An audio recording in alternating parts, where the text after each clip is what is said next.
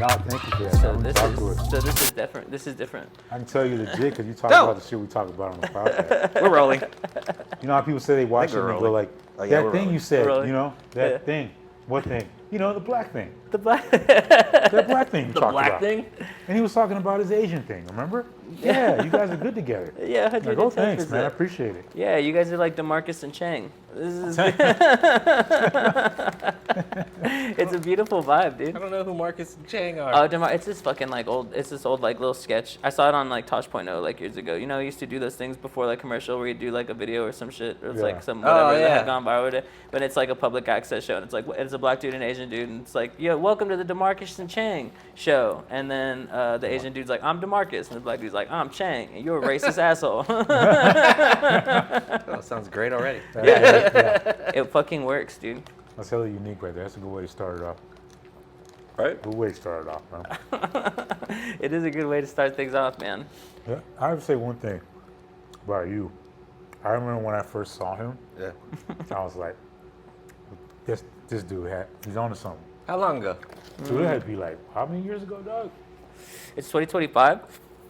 At least 3 or 4. I want to say, maybe. I mean, I started doing comedy in 2019, toward the end of 2019, like right, I guess the midpoint of 2019, and then the pandemic hit. Yeah, it's like, or I guess like early 2019. I can't remember exactly when, but I started doing them at like fucking. I started sitting on the Black Orchid open mics, like the BWOMs. I used to sit in on those, dude. I went to like six open mics before I performed. I just went and sat down. Oh, nice. How'd that feel? Like you're just there? Bad, you getting dude. super antsy and shit? Yeah, Like, I didn't gotta understand go the up. format of it, dude. So like, I was like, you show up, you sign up, but I didn't realize that there was like a sign up time. So anytime that I got there, it was always too late to actually get on. So anytime I'd sign up like 16th or fucking like whatever, and it would never get to me. Oh. Because they had a really strict time. It was like they cut it like right at fucking 11 or midnight or some shit. Yeah, I remember, somewhere- right? yeah. Was it still Richie around? Yeah. Still Richie, yeah. Oh, shit. But like it was a really strict cutoff because Black Orchid closed at a very specific time, so like they wouldn't let anybody stay Did past you that. still so. hate comics around then? No, he didn't. Actually, that's when it was all unity at that point. Oh, dog. really? Hell Those yeah. are the good days? I really Shit. enjoyed that you guys talked about that on the Richie episode because there was a time when it was super like close, and like listening to what he was saying about how and also like I know poets that go to those open mics. He's full of shit. That's not why the poets don't fucking like us. It's not because we don't give them our attention or our time. It's because they were too vulgar. One, vulgar for no reason, and a lot of the feedback from them is that like a lot of us, because they're working on the sets, they see these jokes so many times that they don't want to fucking see them anymore. You know, that kind of Sometimes stuff. they're reading like written ass material and shit. Well, 110%. Yeah. I say that's like that's a weird disconnect, and it's weird because like I enjoy poetry. I really do. Me too. I do. I love poetry. I think that it's a great medium. Yeah. I love music. I love like lyricism, like hip hop music, and like the craft of fucking double entendre, fucking, you know, creating something that's like impactful with metaphor and fucking like meaning behind it. I like it. Yeah. We do that too. It's fucking art form. Yeah, it's You know definitely an what I'm art form. Dude, but the thing I have to say about the poets, and I respect them, believe me, wholeheartedly I respect them. But they're the only, that's the only way they can have a thing where they can plagiarize and it's cool. That's what I'm saying. They can go in there like, I'm going to read this piece. Like as comedians, you can go, this is a set by Richard Pryor. I'm not going to repeat this right now. Nigga, you crazy. I can't do that. You know what I'm saying? I can't start off my shit like Yeah, that. it's funny. I got into comedy like that though, dude. I think the only ones you could do is like if you went up there and just ripped a bunch of street jokes, those are acceptable like that. I'm talking about the one-liner joints? Yeah, street jokes, you know, like three guys go in a bar and fucking... Yeah, the one-liner jokes. Yeah, shit So like casual- that. Yeah, that's different. There's some people do that shit all the time and think Yeah. nobody's going to notice. I'm honestly never seen anybody do that. It wasn't till recently. I went to the Bang Bang like this past Thursday. Yeah. Right. And I don't remember who I was talking to. There's like a comic that does a joke, and like they use it as like their closer, and it kills. I love that joke. But then it was told to me that that's like a street joke. They're like, yeah, it's like something they just plug in a different name. And I was like, Oh, what? I was talking to you about Was that. it you that was talking to me about that? It was outside of the Whose thing. was it? We were talking about, it was... I don't know. Is it specific to say? Because like was it We like just do you edit tell? it out. I know that you guys say comics and stuff, but also this is a currently performing comic that I don't want to like riff on. It's the whole joke. Oh! It's the whole I'm joke. like, let me do that shit so I'll know where to cut it. Okay. yeah. Please, yeah. It's the whole joke. Yeah, that's a street joke. For real? Yeah, Yeah. I've heard this joke from like a couple people saying this before. So It's a slightly different version, but it's the same thing. Ah. Yeah, all they did was like change it slightly. Wow. Yeah. Well, I mean, it's But been you know what? It's funny. That's a street joke. Yeah, I have it in this book of 101 dirty jokes or some shit, right? Okay. Wow. That's where I learned that joke. Well, see this, and I'm not super familiar with any of those. So, well, not super familiar with, but Yeah. there's so many of them There's that a it lot. really, it's like if you're not fucking plugged into just the street joke culture, like you have a book on it, right? That's So, the only like, reason you'll I know fucking some of catch this it, stuff. right? And then the rabbit You know? one I've heard before. Yeah. But then but there's like local shit that I've never heard anybody else say before, like out on stage or have the audacity to, like the Pepito jokes. You know what I do fucking hate though is when people do memes. As jokes? Yeah. Oh, Hey, wait, how did they Yeah, do that? What do you shit. mean? Like, okay, so No. I'm gonna those 20 pounds. And then my girlfriend left me or whatever, and then he does like a fucking. I'm like I guess like I was a bad boyfriend. Like one time I brought her home like Popeyes, and I got her like a biscuit, but I didn't get her anything to drink. And it's just kind of like just meme jokes and shit, like stuff you see on the internet, and it's like. Yeah, I think people do those before. Though. Like you can't do a fucking TikTok trend as a bit. You know what I'm saying? Like to be like a joke, just to quote a meme. That's not a joke. You know what I'm saying? Yeah, I agree. You know what other joke I've heard two people do that's also a street joke? What's up? It's fucking, I recently lost 130 pounds. Yeah, I just broke up with my boyfriend. Well, see, that's the one. That's exactly the Rogelio joke. That's a fucking street joke too. Like I've heard that Well, the same other one version too of is that. like, hey, I lost 100-some pounds. I went to the checkpoint. I lost. You know, I lost the fucking. Yeah. Oh, the load and shit. Oh yeah, so it's like that too. So I heard that. So it's like a little So bit. it is a weird fine line with that. You know what I mean? Yeah. You can take those jokes, and you can. They are tried and true. They fucking work. That's why they're street jokes. Yeah. You just change it a bit. It's like Man, whatever. it fucking took a weird turn, man. Cause like it started with just like a fucking thing, but now I'm angry Yeah. about this. Now you're Dog. yeah. Now I'm mad about this. I've been You at the need to strip know. and I've seen some of the features do, and I'm like this. Wait a minute. I saw someone do that shit. You were there with me. I was telling you, I was like, dude, that whole fucking bit was. Yeah. It was a Jimmy Yang bit about where he talks about his mom going like, that's a good deal or some shit like that. You know, that's not the price, or I forgot how it exactly talking about. goes. Yeah. Yeah, even with the being a stepdad or whatever, going in your kid's cupboard, taking all the snacks. That somebody said that, and I was like, wait, that's been done before. Or the Apple one where the apple has different tastes on each side. Yeah. That somebody did that joke, and I was like, that's not original. That's Oh, I remember who did that joke. Yeah, and I was all like this. That's not original, but I didn't want to say nothing. Yeah. I knew the guy, so I was like, that's not original. But comics catch it. The crowd is all into it. They're drunk. They're not going to pay attention. But as comics would be like this. Wait a minute. You didn't put any effort into that. It's true. That's what we get more upset about. But there is like also just the thing of like parallel thinking and things There just is being that, universally for funny. sure. Because things are just universally funny. There was a joke that I had written one time where it was about like how come it's cool when God works in mysterious ways, but like the fucking FBI is questioning my cousin for how he gets his bankroll and shit. You know what I'm saying?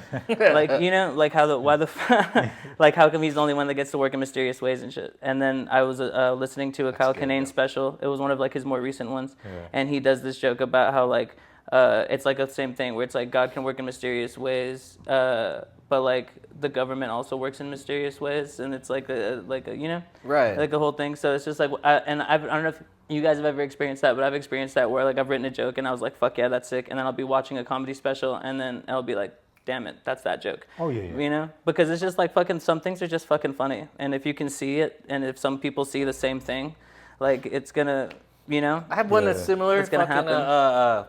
Hans Kim's joke. He has a fucking joke about. He's like, I'm Korean, from Texas, known as Chinese. And I was like, oh yeah, that's like my fucking, you know, I'm Korean, but to Mexicans, I'm Chinese. That's great, but it's still a great joke. I had It's a still dog. fun. Great joke, yeah. What's his name took me? I forgot the light-skinned comedian, but I had this in my pocket for years. I had a dog named Nigga.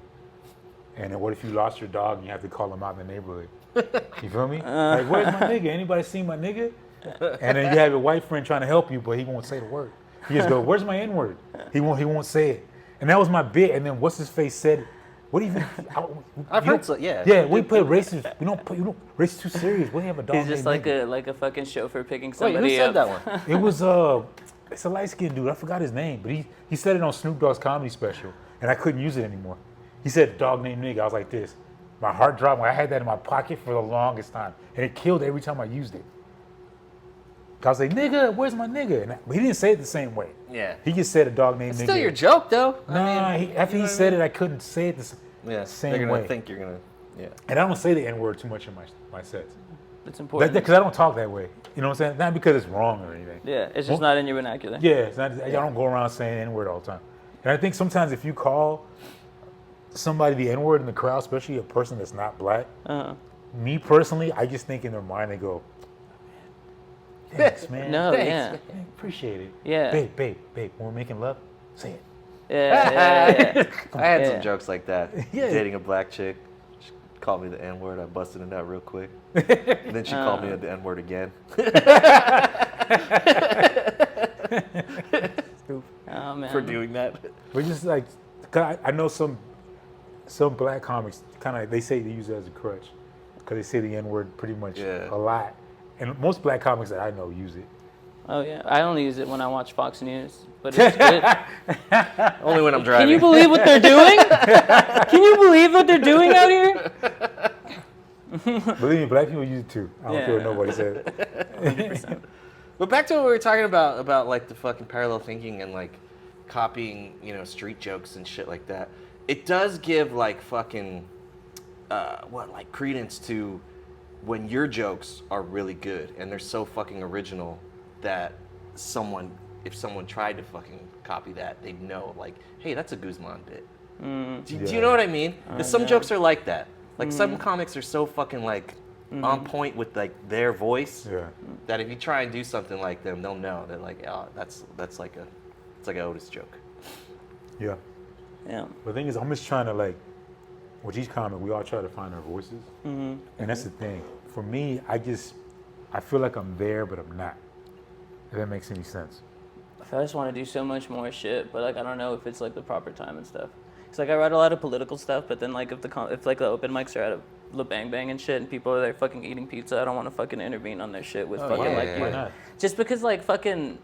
Look, man, like it or not, when you would do the open mics, it feels like intrusive almost to like the patrons who are there who don't know about it. Definitely. So you know what I'm saying? Surprising them with dick jokes. Yeah, so like because it's already a surprise, and you guys have like heard my jokes, so it's not like I hold back, but I feel like sometimes when I have like a list of like political jokes that I want to try to tell, but it always feels just like the wrong time. I don't want to fucking say this, It's but I never feel the wrong it's just time. fucking It's never hanging the out wrong with time. that. It's It because is it's the never wrong going to time. be the right time either. I know, So it is never it's- going to be the right time. So with that, it's always the right time. Yeah, yeah. you know, You know what I mean? 110%. Totally agree with Mash But you on got to really polish it out, I guess, Yeah, right? and that's I gotta how you're polish gonna it out. polish because it out. then the thing that always gets in my head was like, I should try them, but I'll try them in a show where like somebody paid to see this, because it's like, That one, yes and no, because like if you're because doing that a one is showcase, just like, you know what I'm saying? you know, because that of like course- you paid to see comedy, so regardless of what you were expecting, this is the kind of comedy that I do. You Yeah. know what I'm saying? Yeah, but you bring people into your world. But dog. you know the deal about the showcase too. It's No, like yeah, it's yeah. like you want to do all your hitters, but you could slip one, maybe two new, untested things in there. Yeah, exactly. Because that's the best crowd to fucking test it at. Yeah, truly, You know? truly, yeah, But for sure. too many, and then they don't work. Then Yeah. that's a problem. Plus, Yeah. I mean, you're a natural, bro. Like, Yeah. I remember when I first saw you, like, and some of you, this is just my opinion. You can check me if you want, but you're kind of sporadic. You feel me? Yeah, And when yeah. you go up there, it becomes like natural. And sometimes you just kind of go with the crowd and with the energy you're getting. Yeah, for sure. I've seen you do that plenty of times. Yeah. Where I'm like this. Oh, that's not a bit. He's just going off. Yeah. So I think you should, fuck that. Just go up there and just do you, bro. Yeah, Don't worry for about sure. what's the right time. Yeah. Let them choke on pepperoni, dog. Fuck it. I agree. Is that fucking light flickering? Am I tripping? I don't know, that might be. I don't know. I can't tell. Or is it that one? Trying to stay Oh, it's directly that into one. it. Yeah, but It's the problem with being in the hood. That's the problem with being in the hood, dude. yeah, but you're sporadic like that, dog. Yeah. Yeah. You know what I'm saying? That's what makes it organic. Yeah. So you can't hold back, bro. When I first saw you, I was like, I think I went up to you. I don't even remember. I was like, you better not stop. I told you that a while back, and you just Oh, went, 110%. I was I like, remember what dude. showcase it was at. It was probably the first one that Sharita put me on. It was at something Dude. at like it was like at a vape spot. Yeah. Like Sharita and Ivan, you did that one, I think, right? Yeah. And Jules Santana, Chris. Yeah. That was like my first showcase. Nice, dude. That was Yeah. fucking sick. Tore it up, Sharita bro. picked me up at a fucking at a Black Orchid open mic. She was like, "Yo, do you want to do a showcase next month?" And I was like, "Yeah." When Like, was I'm this? down. 2019 still? Still 2019. Nice, dude. Yeah, it was cool, man. I wanted to so bad, and everybody there was already so like comfortable with each other. It seemed like everybody had already been doing it for so long. I was like, "Fuck, dude." Hell yeah. Like- That's badass. It was cool, man. I was like, "Let's get into it, man." When you get asked to do your first showcase, that shit feels so fucking good, Oh, it does, man. dude. It does And I don't feel have good. a lot of victories like that, like with comedy. So like it's just like when they do come along, it always feels yeah. like so fucking sick, you know? Like doing like comic strip was Yeah. fucking cool. Oh yeah, you tore it I up really too, dog. enjoyed doing the fucking comic strip. You Like, did natural, Yeah. bro. You Yeah. went there, you took the crowd, you Yeah. did your thing. You didn't hold back at all. yeah. You just said what the fuck was on your mind at times. It was a lot of fun, dude. Fuck yeah. That place is cool. And honestly, like, I mean, everybody has unique styles comedically, Yeah. like, but you definitely stand out. No, amongst appreciate all of you. us, dog. Thank you. I like when you were, I think you were hosting that fucking battle royale or some shit. Yeah. Yeah, after you had won. And Uh-huh. then you were all in the audience fucking talking Yeah, shit with that's funny. everybody. Dude, that was so That funny. was, dog. That's just your thing, dog. I think you're good at that shit. Yeah. Yeah. You are, bro. That shit was hilarious. That shit was fucking fun, dude. Those battle royales get down. Yeah, because you picked up all the dead spots. Yeah. Like every time it was kind of like, honestly, at times it was kind of like, not chaotic, but like, I had not, some fucking improv, some pretty good jokes Yeah, on that you one. did Like a the fucking, good job, I bro. did this one that I think about a lot, where like I was like, this is like this show is like fucking amazing. This is the thing about this show is you could be having a great time 1 minute and then bombing the next. It's like getting brunch in Gaza. You know what I'm saying? that was good. That's good. That was And I was good. like, I loved it. I think about it all the time. It got a nice pop. That was good. It felt so good to say that. That's what I'm saying, man. I think you and Gus made a good team. Yeah. You and Gus I made a agree. good team. Yeah, dog. that was fun, man. Guz got down. Shout out Chico Town. Oh yeah, He dog. really does it. Damn. So definitely, I think if he does those battle royals, I don't know if he's gonna do them anytime soon, but you should definitely. That should be one of the things you do. I Oh yeah, recommend it, dude. dog. I like hosting. I'd like to host stuff more. That was honestly a lot of fun. Yeah. I have a lot of good energy for hosting. Oh, dude, you did great on that. You were fucking like weaving in and out of the audience, fucking Mm. like just talking to everybody, fucking with them. That was great. It seemed like a fucking actual like TV show. Yeah, Yeah, it where did, you man. where you see the host going through there, and what do you think? Yeah, it's like, and sometimes when he was trying to get feedback with particular people, they weren't. I guess they're too coked up or whatever. They could not respond. You should not get down with And it, you're dude. just like, all right, fuck it. And you went somewhere else. Yeah, dude. I said to leave that place so bad, dude. Dude, oh my god, that whole family. It was such a mixed bag, dude. It was like Shameless, but like in real life, and like mixed with like that one little kid from In the Middle that never grows up. You know. Yeah. Yeah, he's got the disease. He's got the disease. Yeah, The you know. kid. He's got the fucking dead. You know, that little disease. I fucking love that shit, dude. How come my can looks different than yours? I was thinking the same thing when he brought him in. I thought it was because like I could they were guess. defrosting different, and then I realized that you Oh, had some I kind got of like some kind special of edition thing on shit. it. Oh, okay. Yeah. I was like, I was tripping. That's what I was thinking. I think it was the frosting too. I know. I fucked up. I brought this joint and I smoked it because I was like, I always told myself, if you're ever like on a podcast, especially like on a video podcast, like smoke weed because it'll be like a fucking toast to like the people that got you into like even viewing podcasts. Like I loved Getting Doug with High. Have you ever watched that? No. It's like Doug Benson had like a podcast where he would sit down and he would smoke weed with like different guests. Like he had like Jack Black.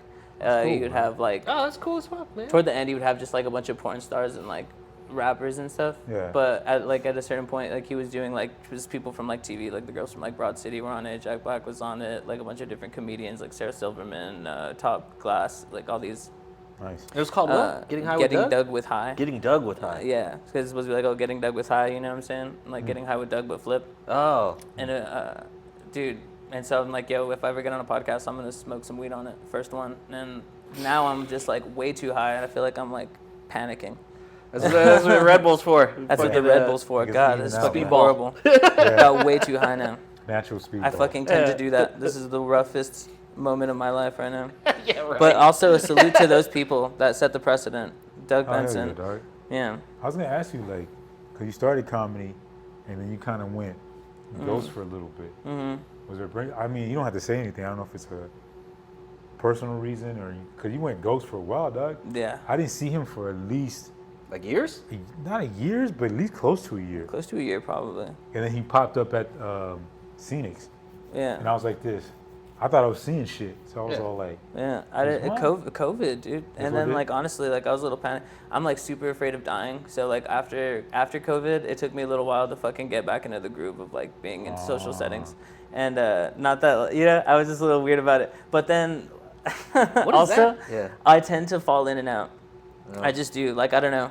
Like that's what it's weird. That's what's weird. That's what's also weird about like being like a podcast guest, because like this is legit just like having a homie on, because like I'm Yeah. not like any fucking like legit thing in comedy because of how like often I'm in and out. You know what I'm saying? yeah. Like I pull out for like months at a time, and it's like really just like time. Like I don't have a lot Where of do time you, where to do you go. think your fear from dying came from? What's that? Dying, dude. Oh Yeah. my god, dude. Whoa, you got stuck on that one? Yeah, because Shit. you said it. And then Okay, you let's glossed go. over Okay, it. I'm let's like, go. wait a Let's go. minute. Let's go. Okay, okay. Dying.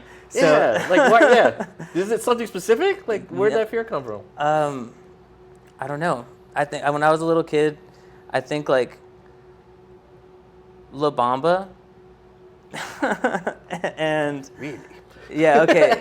Listen, it's a weird thing. So I remember being a little kid. I remember watching La Bamba. I'm like 4 or 5, and like there's a scene where like the plane parts fall on the kid, Yeah, I remember this. and he dies, Yeah. right? Yeah. And then it's like this whole nightmare scene.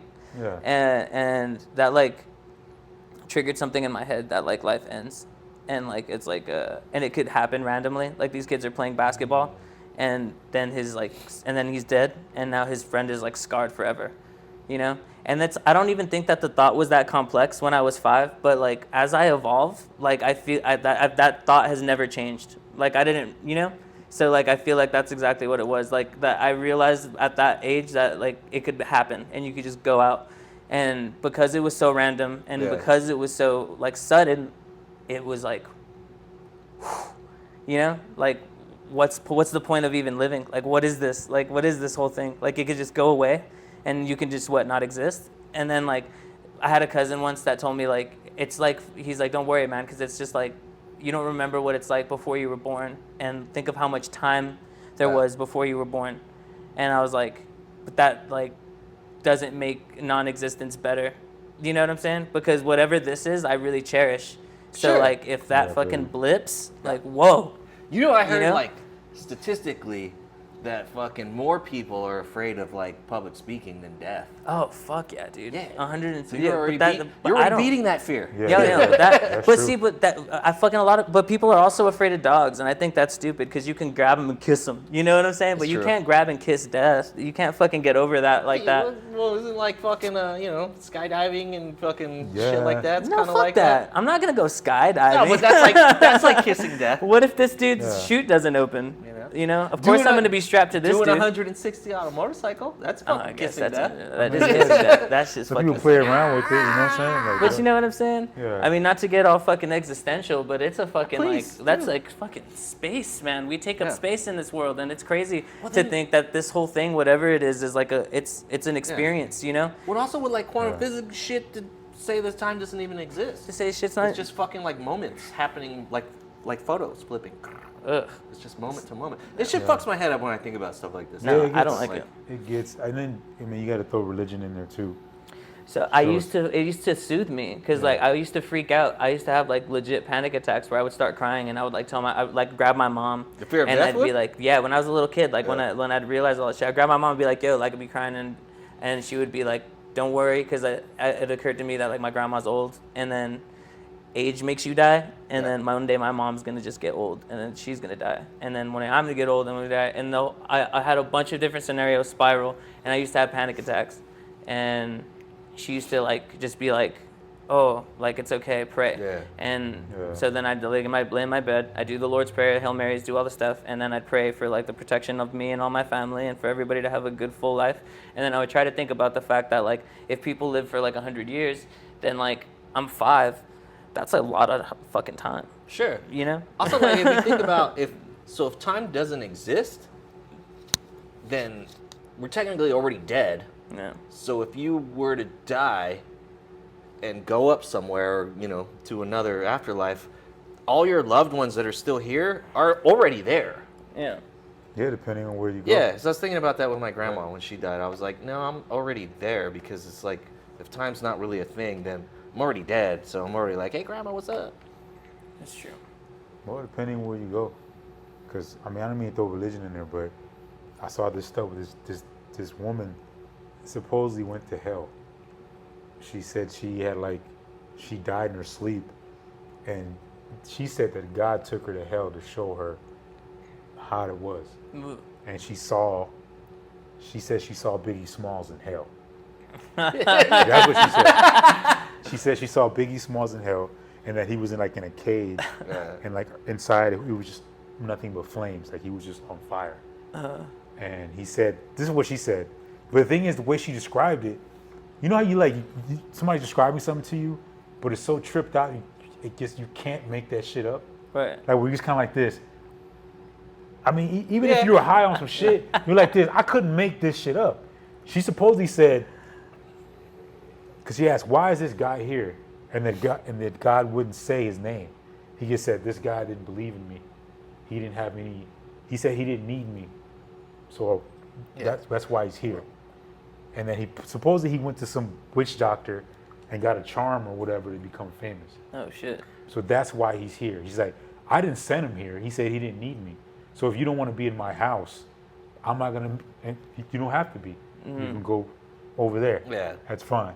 So basically he said that Biggie would get tortured every night. So basically she said they would take him out of the cell, and these demons were all this all black, all black, and they would take him out in the cell and put him in this juicer thing.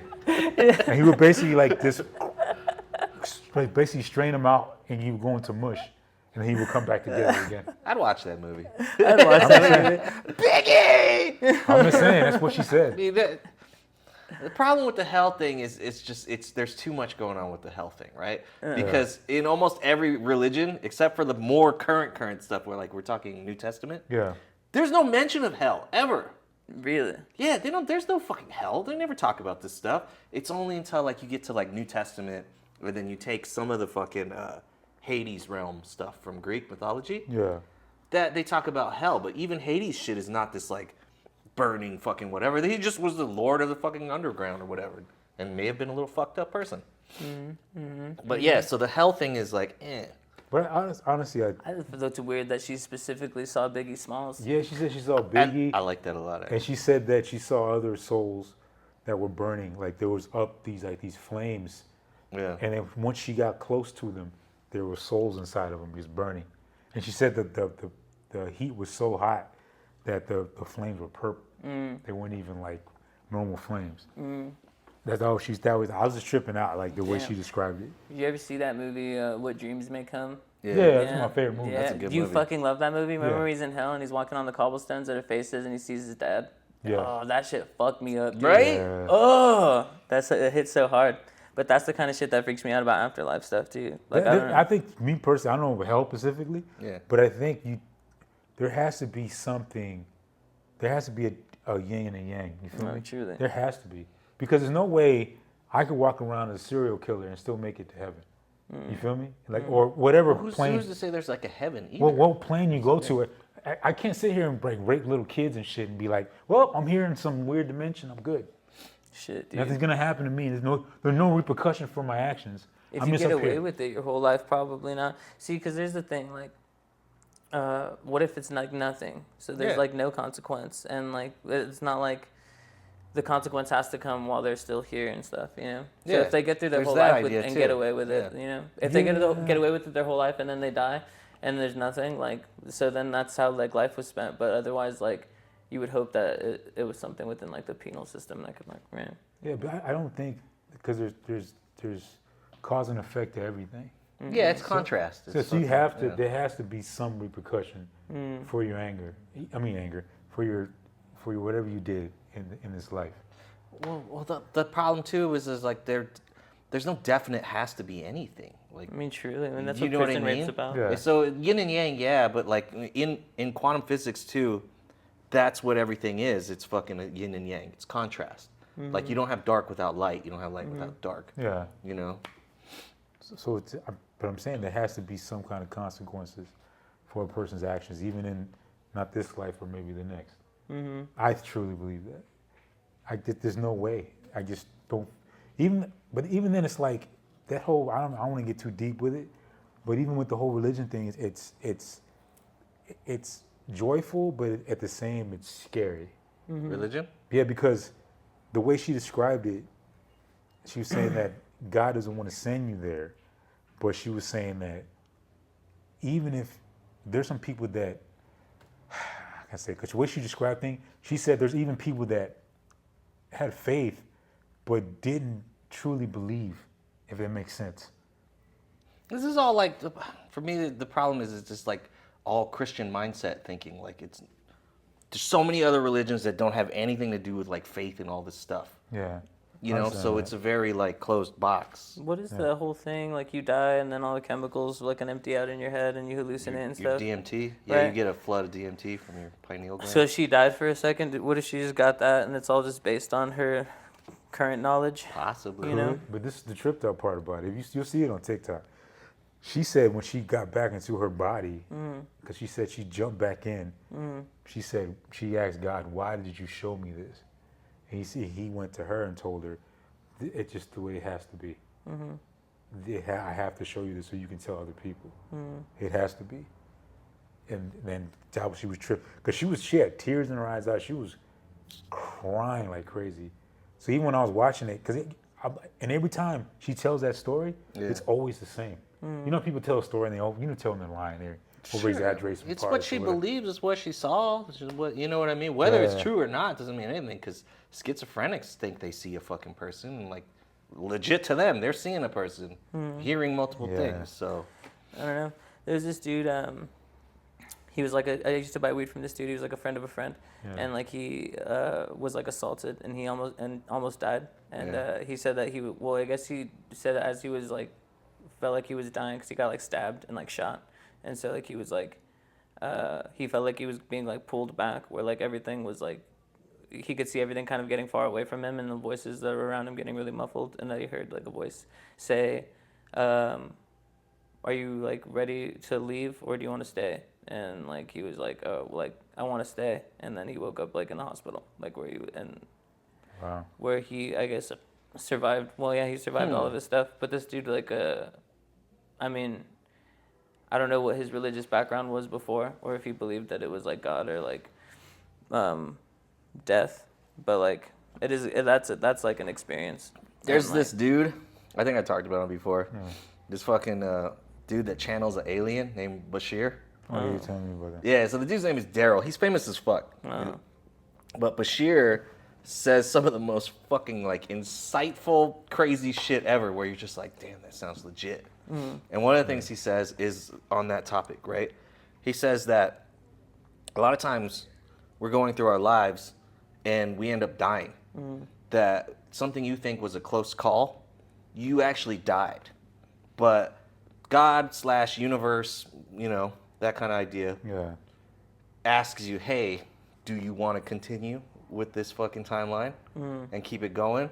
Or do you want to reset and fucking like, you know, respawn as something else or choose the next life or something, right? So a lot of people say, yeah, you're given like I want to a choice at a fucking certain point. continue this fucking timeline. Let's keep going, right? Or they just want to, or they're like, I'm down to go. So yeah, exactly. Yeah. Or so if you continue the timeline, you end up just waking up or whatever and being like, whew, that was a fucking close call.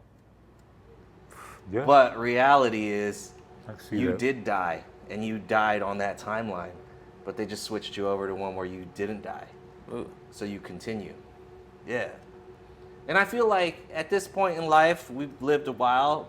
Everybody, like, we've all had fucking close calls where That's true. you think about it, you're like, yeah, I probably died. Oof. I'm pretty sure a few times. Yeah, for sure. I wonder if you're like racist, like really hardcore, like Nazi, Klan, whatever, right? And you die, Yeah. and you get reincarnated as a black person. Does that be your kind of like, fuck, you know? You know what? Sometimes, like, they talk about this sort of shit, too, where it's like, it's a learning experience. Like maybe you chose to come here as a fucking racist because it's like, I want to learn what it fucking feels like to be this big of a piece of shit person or whatever it is, you know? Because like one of the things, like I saw this thing, I never Googled it, but they said they interviewed fucking something like 70,000 people under hypnosis and asked them what happened when you died. And the overwhelming like majority of the people all had the very same fucking story of what happens when you die, right? And I won't go into the whole fucking thing, but basically the main thing that you take away from hearing that shit is that free will is a major thing throughout the whole process. Okay. Your free will of choosing whatever the fuck you choose is just a major theme through the whole thing. So you chose this life for whatever reason it is. We all chose to be here, you know, to learn some shit or to fucking do whatever. Yeah. Damn. I hope when I'm reincarnated, I come back as like as a black man. Not because I was racist, but because I've always wondered what it'd be like to cook white dudes. Like hard, dude. Like I wanna cook white dudes and like bang their white wives.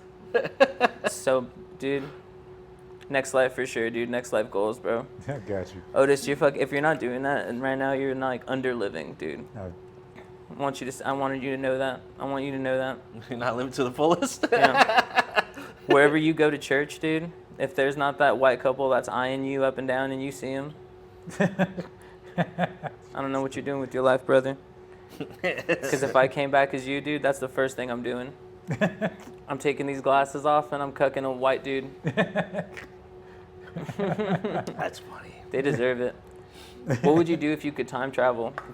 Because I was thinking about this the other day. I was writing this bit about like if like a lot of people say that they do time travel and they'd go back and kill Hitler as a baby. Oh, that one. But why not fucking go back and bully the fuck out of Trump as a child? Yeah. And you might like bully him into some fucking like respect. You know what I'm saying? Teaching some fucking manners and shit. What a different kind of world it would be.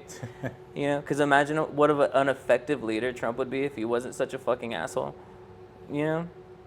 Take Trump's vigor and just make him a good dude.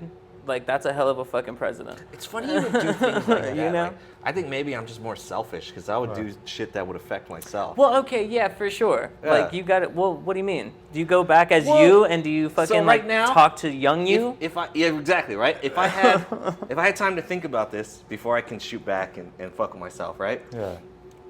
I would research what like obstacles and circumstances I could put younger me in to make me like the strongest fucking comedian ever. Okay. Shit like that, right? Yeah. And then also at the same time, if you could do something to not fuck yourself up, but be like, buy Bitcoin, invest in fucking Yeah, Google. some shit like that. Some shit like that. So Okay, that, you yeah. would fucking Grandpa Biff it. You would Grandpa Yes, Biff that shit yes. and go Yeah. back and be like, But- hey, man, But here's unless, the almanac. and not like Yeah. a super scumbaggy way. Yeah. But yeah, of course. That is, though. No, because I don't. Well, yeah, okay. never That's mind. personal gain, dude. NFTs. Of course. You should fucking at least tell him to get into the fucking the GameStop thing. Fucking let him know about GameStop, like fucking legit, like 10 years before it happens, and make sure that he's like invested. Oh, that would have been sweet. Yeah, dude. Just be like, it's gonna look fucking meager for a second, dude, but like trust, this is gonna pay off. But if you did go back in time Yeah. and you can put yourself in financial situation where you gained, like you say, invest in Google, Yeah. Amazon, like you said, Ah. you could, if you hit every spot, every investment, every kind of you could build and change the course of probably the world. Yeah. Because you'd be the richest motherfucker. Shit, dude. So you could barely be like this. Jeff Bezos, all those guys wouldn't. They wouldn't. If you're the billionaire of billionaires or trillionaire, you can control everything. Right, but also, this is what I was saying too, is Yeah. you want to give yourself some obstacles, right? Yeah. Because you don't want to turn yourself into this super fucked up megalomaniac like person that's just the biggest piece of shit ever. Right. Because you need obstacles to fucking help your character out. Yeah, the thing is, but in a weird way, you would probably have to go back to your past self. Yeah. Hopefully, you don't turn into a fucking douche. Yeah. But if you, the odds are you probably are because you're gonna tell yourself any kind of game. You don't know. Just don't tell yourself. Like, don't straight tell yourself. Like, Well, you're you gonna know, have shit to be like like, hey, on September, you might want to invest in this. You're gonna have, and then if you don't know how the outcome's gonna change when you have money Yeah. if you still that same decent person. Or Well, you're this is gonna why turn I into was a saying, douche. like, a little bit of time to think about how I would strategically fucking Yeah, throw but it's gonna be obstacles hard in to my do. own way. Well, see. Hold on. Well, see, but that's also assuming that you're laying all this knowledge down in one hit and then fucking waiting to see what happens with that knowledge and shit. You can't go tell fucking, like, you know, you got to go back in spurts and stuff. I'm talking about unlimited time travel. Like, if you go back, Yeah. Oh, you can tell unlimited time yourself travel, this, that, man. this, that, I wouldn't that, even you know care what I'm then. saying? You wouldn't even Yeah. care. Yeah. You just go back. Would you just fucking say fuck off with life? Like, if you had something in your hands, like unlimited time travel, where you could fucking transcend dimensions and time and space and shit, you know, like that's basically what you're doing, right? Wouldn't Yeah. it make life really boring though? After Would a it? while? I don't fucking know, man. At That's first, why we yeah. pose these questions. Have you ever controlled your dreams? However, control I my did dreams. Have you ever once. lucid I've dreamed? always Yeah. wanted a lucid So, dream, but I never I could. haven't. I learned how to lucid dream. I'll give you the technique real quick. It's easy. So basically, before you go to sleep every night, Yeah. you fucking just look at your hands, right? And go, these are my hands. Fuck, my hands say are it always to on my yourself. dick when Yeah, I'm just going to say- sleep, dude. Yeah, what you're saying, right? This leads to the next part, actually. So you look at your hands, say, these are my hands, and go to sleep, right? Right. Yeah. I did this shit for about a week. After a fucking week, I was dreaming, and my hands just went like this, zoop, in front of my face. And I was like, oh shit, my hands. I was like, oh, I'm fucking dreaming. Oh. And I was able to fucking navigate the dream. Or- Yeah, Damn. there's controls to the dream because the dream is like this weird flip book that fucking just changes scenes, and if you don't know how to stay in one place, you'll lose it real quick. But you'll be just controlling the next scene. So the first thing I did was started fucking every bitch in my dream. For real? Dude, they're all hot, and you're in a dream, and you're like, oh, all right, I'm gonna grab a titty, I'm gonna grab some ass, I'm gonna hook up with you. Yeah, dude. The only thing that happened is it got real fucking boring real quick. And then after that, I just started navigating the dream and kind of playing them out like stories. But, like, what do you mean, though? Like, you're manifesting your desired outcome? What do you mean? Like, where the bitch is coming from? They're just in the dream because it's like you're being placed in a fucking scene. Oh, okay. Yeah, and That's so crazy. It's all funny. the women in your dream, you're just like, oh, I'm dreaming. There's no fucking like, this is a dream. So Oh, shit. That's crazy because I just made myself fly. I did that eventually. But you talking about fucking? Like I was like this. I didn't know I could do that. Yeah, I was like this. I just like this. I didn't want to even fly. think to try that. I was scared as fuck. My heart was racing, but I made myself fly. And I was like That this. took me a while. I yeah, flew too. Yeah, and I was like this. Oh shit, That's I'm flying, dog. Shut the I was like, hell yeah. I was like, I don't think Shut about the no fuck pussy or up. nothing. It took you. I can't even get pussy in my dreams. It's sad. Damn, dude. My girlfriend at the time, nuts. she told, I was asking her, I was like telling her I can't fly in my dream. I try to do like Superman, just like Yeah. leap, not happening. No? And then she told me she can fly, but she had to put on her special boots Yeah. and jump off of this ramp. And For real? if she jumps off a ramp, she can take off. And then but it still wasn't working for me. You know, driving is when I realize that I'm in a dream, but I don't know if I'm ever able to like control things. Cause like I have like thought, I feel. Cause like whenever I'm driving in a dream, I feel like I'm losing control of the car. Like I have no control of the car at all. Like I'm gonna fucking crash. Like and Yeah. I have no reason why. And so whenever I'm fucking in that experience, like as soon as I feel that anxiety of not being able to control the car, I'm like, oh shit, I'm in a dream. Try the hand thing. I learned it from a book. It worked. It was the teachings of Don Juan. Teachings That's of Don cool. Juan. Yeah, the ways of a. Do you guys Yaqui have like warrior or something reoccurring like that. settings of dreams, like reoccurring places? Yeah, I used to. You used to? Yeah. I have like I like a highway. Yeah. Yeah, I have a highway that I drive on constantly. I used to have, when I was little, up until like young adult, I had these zombie dreams that would slowly morph from what they were when I was a child. Yeah. And they would change, but it was still the same dream, and that same setting would happen again. I used to have these fucking dreams where like I was making pottery and shit, and like Patrick Swayze was stroking my balls with his hands covered with clay. And you were Whoopi Goldberg. Whoopi Goldberg. But she was in the background. With no eyebrows. Rita Miller. I can't judge your expression. Do you approve? Yeah, dude. Yeah, I was sad when Patrick Swayze died. Yeah. Yeah, straight up. He's in a lot of my lucid dreams. Really? We fight crime together and shit. No. Do you have friends in your dreams? Yeah, I've seen like homies and shit. Like No, people not that like have- specific friends you only Oh. see in your dreams. No, I can't say that. I don't think so. I've met people in dreams. Like I've had these weird experiences in a dream where like I've really connected with a person. Yeah. On like a that I felt like on a deep level, and then as I realized that I was waking up, like started to get really sad. If that makes sense. And then I when I woke up, like I was like crying and shit. Like you ever wake up like crying from a dream, or like wake up in like a super sad, like a panic or some shit like that, like Oh, from yeah. whatever happened and stuff. prison dreams. I've had prison Yeah. dreams where I woke But, up like, just there was happy this as fuck. I was One where like I jail. there was this one dream that I had this dream when I was like an adult, but it was like me being a kid moving away from a town, and like saying goodbye to my friends, and like it was sad, and I was like fucking crying because I knew I was never gonna see them again because we were moving away, and you were just like going, and I was like so fucking sad, and then I woke up and I was like my like tears were all like all over my face and shit, and I was like, oh, what the fuck? You ever seen your people that died in your dreams? Yeah. Yeah, I've seen. And can you talk to them? No. That's the weirdest fucking thing. It's happened a few times. Dreamt about like one of my good friends who died a few years back. Saw him in a dream. We were all on this like sort of like under a bridge type thing. You know where like sometimes you'll ride BMX bikes and do tricks and skate in these little like concrete pits and shit. Yeah. It was like that. But it was in San Francisco. He's one of my San Francisco homies. Yeah. And I saw him, but I knew he was dead. And then I was like, oh, bro, you died. I was like, that sucked. And he tried to talk, and he's just like, ah. And it was super scary. But like, That's horrible. but it wasn't scary because it was him. But that's, you know, I think about it, and the sound was scary. Yeah, and that's happened a few times.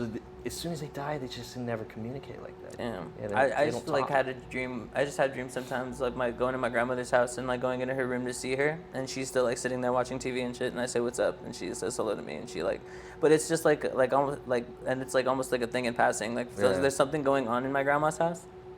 That is where the dream is happening, and I just detour in there to say what's up to her, and she's in there and she says hello, and then I wake up happy that I got to see her and have like See, a that's thing, you know, cool. it's Yeah, good, that's cool, man. and it feels really really good. I've never dreamt of any of my dead friends, unfortunately. I wish I have friends that have dreamt of some of our dead homies, and they're like, man, I like said what's up to him, and he was like, Yeah.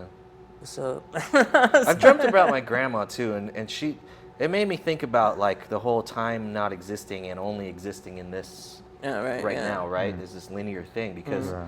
when I would dream about her, it'd be like I'm looking at her, and then all of a sudden she'd morph to like she was like 20 years ago, and then she'd morph to like how she was before she died, and then she'd morph to how she was maybe like 6 years before she died. Wow. Wow, that's crazy. And if time doesn't exist, that's this brain trying to comprehend non-existence of time. Right. Maybe. Maybe. Does that kind of make sense? I guess. You're seeing all that time just squished together as one thing, but I'm seeing different moments of it. Yeah, that makes sense, man. That sounds gross, man. It's weird. It sounds real gross, dude.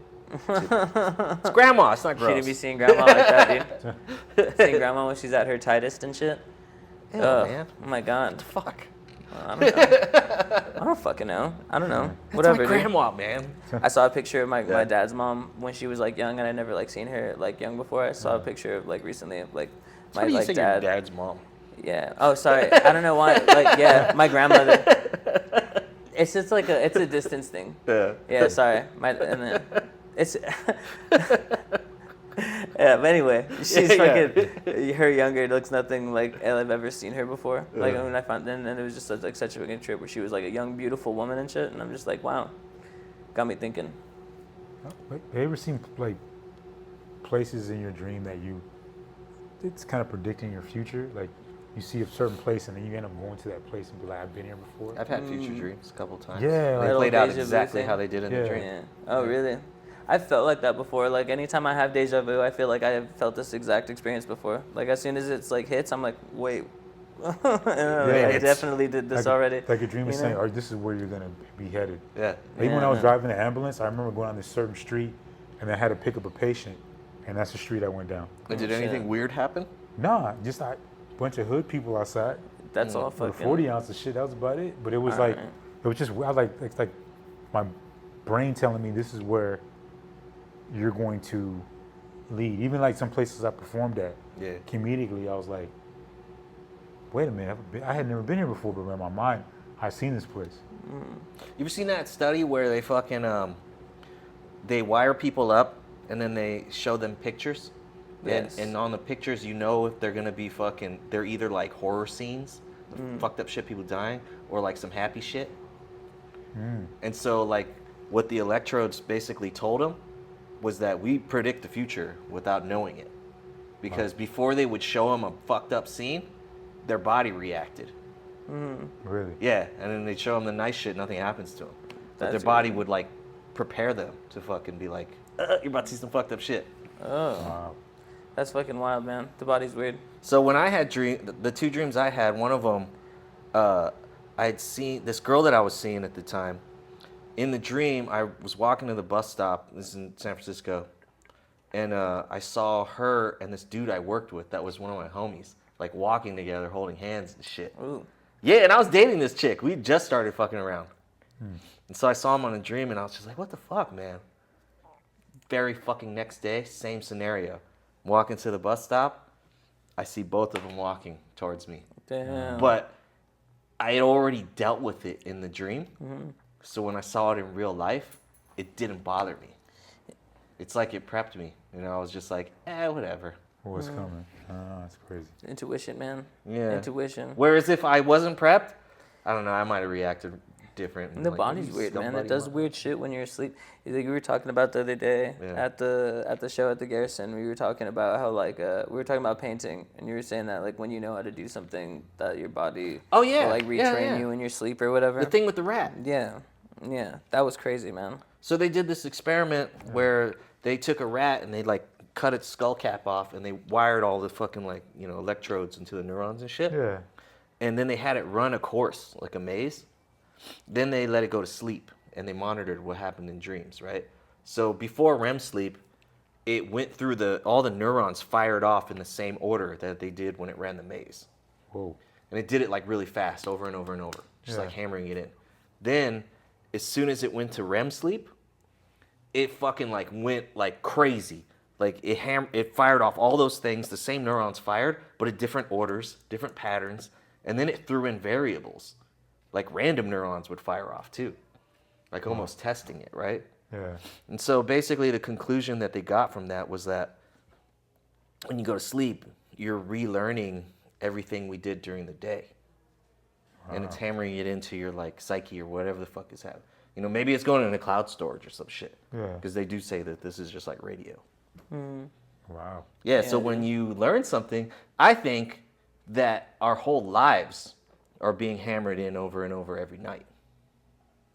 Because it's not really that much information if you think about it. Yeah. Yeah. How old are you?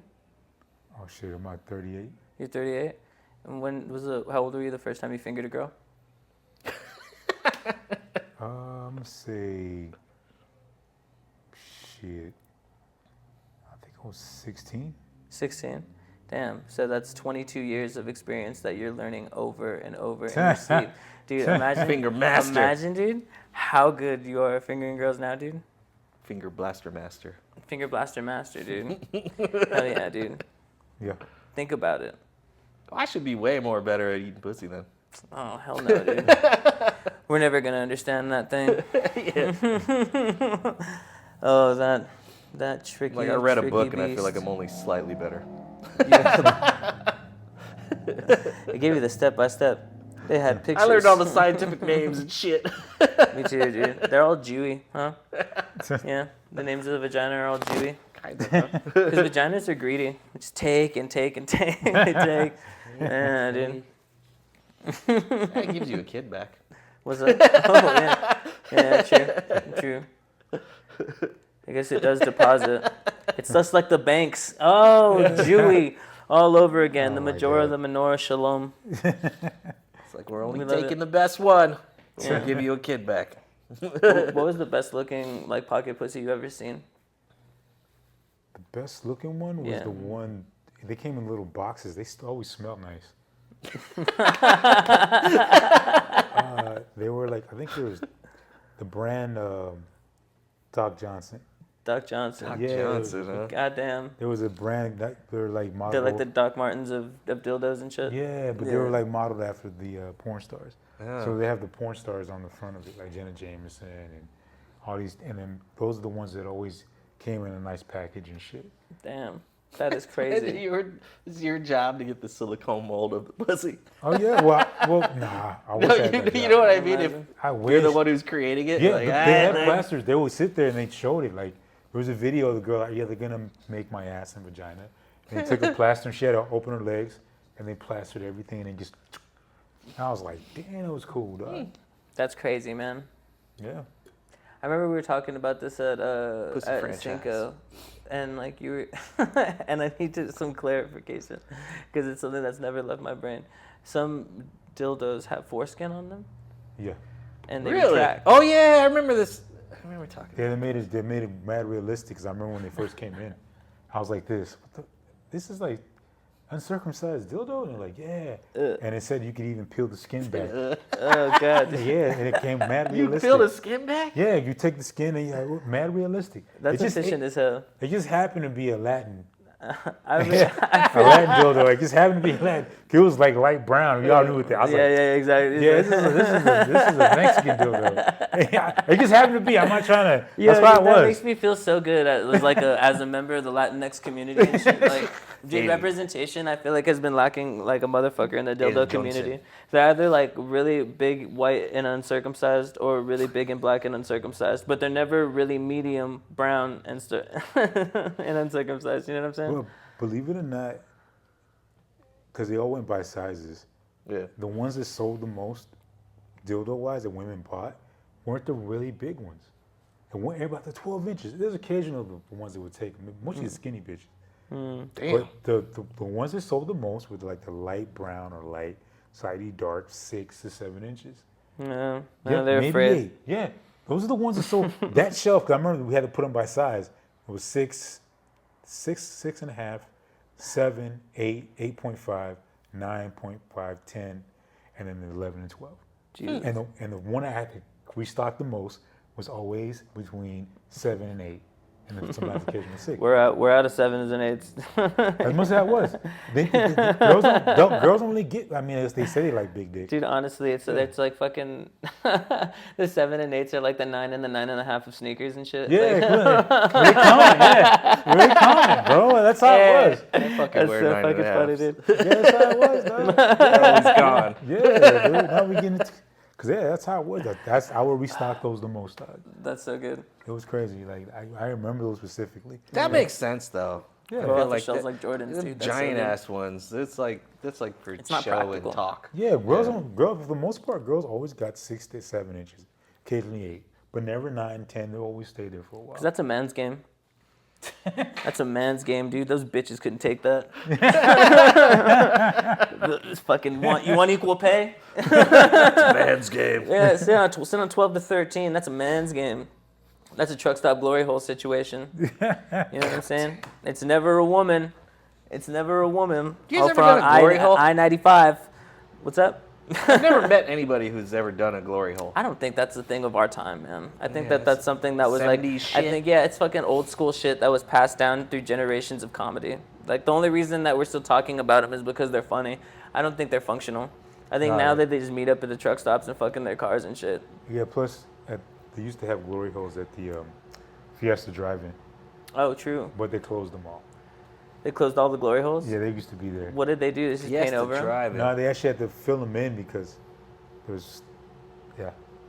How does that even work there? I had so one time I went to the adult video warehouse, and I saw one of my cousins, my older cousins. Like my family on my mom's side is really varied because like there's like 10 siblings. So like Yeah. All right. she's like her oldest sibling was like fucking like 20 years older than her and shit, right? Yeah, So like the ages of my cousins vary. So I have like when I was like 21, I had a cousin that was 46 or some shit, and like I saw him coming out of like the arcade. Yeah. And, Ooh. and then we fucking, you know, because like he's like a Theo to me and shit. Because like he's not really like a cousin, he's like an uncle and shit. So when I see this dude come out, I'm like, oh. Hey, Well, man. please tell me you didn't. Please tell me you didn't dap him up, man. I did not. Okay. He said I knew better than the trust. And then he was like, oh hey, he's like, hey mijo, Hey, Mio. how you doing? And then I was like, I'm good, man. I'm hanging out. I'm just hanging out with some friends. You know, we just came in here to check this place out. I don't really come in very often here. Yeah. And then he was like, and he's like, okay, yeah. Can you, can you like not tell anybody You know, in the family that you saw me here, like, it's cool. And I was like, nah, dude, you're good. It's all good. I'm just gonna, but I'm gonna go though, dude. All right. I should have been like, I don't know, can I? Dude. Can I not tell anybody? No way, dude. He didn't have, nah, did not have that. He was like he wasn't that uncle. He was like, he was like the one everybody was worried about uncle, you know. It was actually on brand for him. It was just weird. That's funny. Dude, it made me think of something that's similar, but not like similar in that. There was this strip club in fucking San Francisco. It was like classic shit, right? Yeah. Forgot what the name was. I want to say Lusty Lady, but I'm not sure it was that one. That sounds fucking nice. Dude, this was that shit where you go in, it's like I guess there's a bunch of seats or whatever, like in a circle, but you go in the little room and you fucking put a coin in and the fucking thing lifts. Yeah, and then there's a stripper getting naked in the middle. Mad old school. That shit was tight, dude. That's cool. Yeah, dude. But here's the fucked up thing was you could see the other people looking too. Like, you for see sure. them in the window.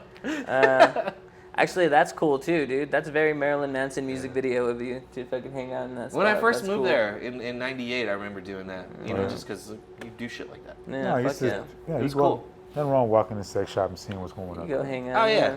Nothing wrong with that at all. I didn't realize how much porn revolves around like a bunch of thugs fucking a white boy. Really? It's a lot. That's a whole wall. That's a whole wall of thugs fucking white boys. I never really thought of that until you said that. Yeah, dude. It's, That's a thing, huh? He'll tell you. There's a real wall. It's a wall. believe me, man. It's always like gangbangers banging white boys. I don't know what the whole thing boys. is. I don't know if like the whole fantasy is that like I'm a conservative young white man and I found myself in the wrong neighborhood and that's like and those are the people that buy this. Like it's fucking JD Vance walking into a sex shop and he's just like, oh, this reminds me of my college years. You know what I'm saying? Oh, it's like going back. JD Vance looks like he'd fucking do some gnarly shit. Yeah, he though. looks like he would walk He into the has hood that just to get face where you're punked like, by "Eh." He wants to get ass punked. Yeah, for sure, dude. JD Vance looks like he does some freaky shit. He puts on that mascara and walks into fucking... Where are we touring today, boys? Here for a tune-up.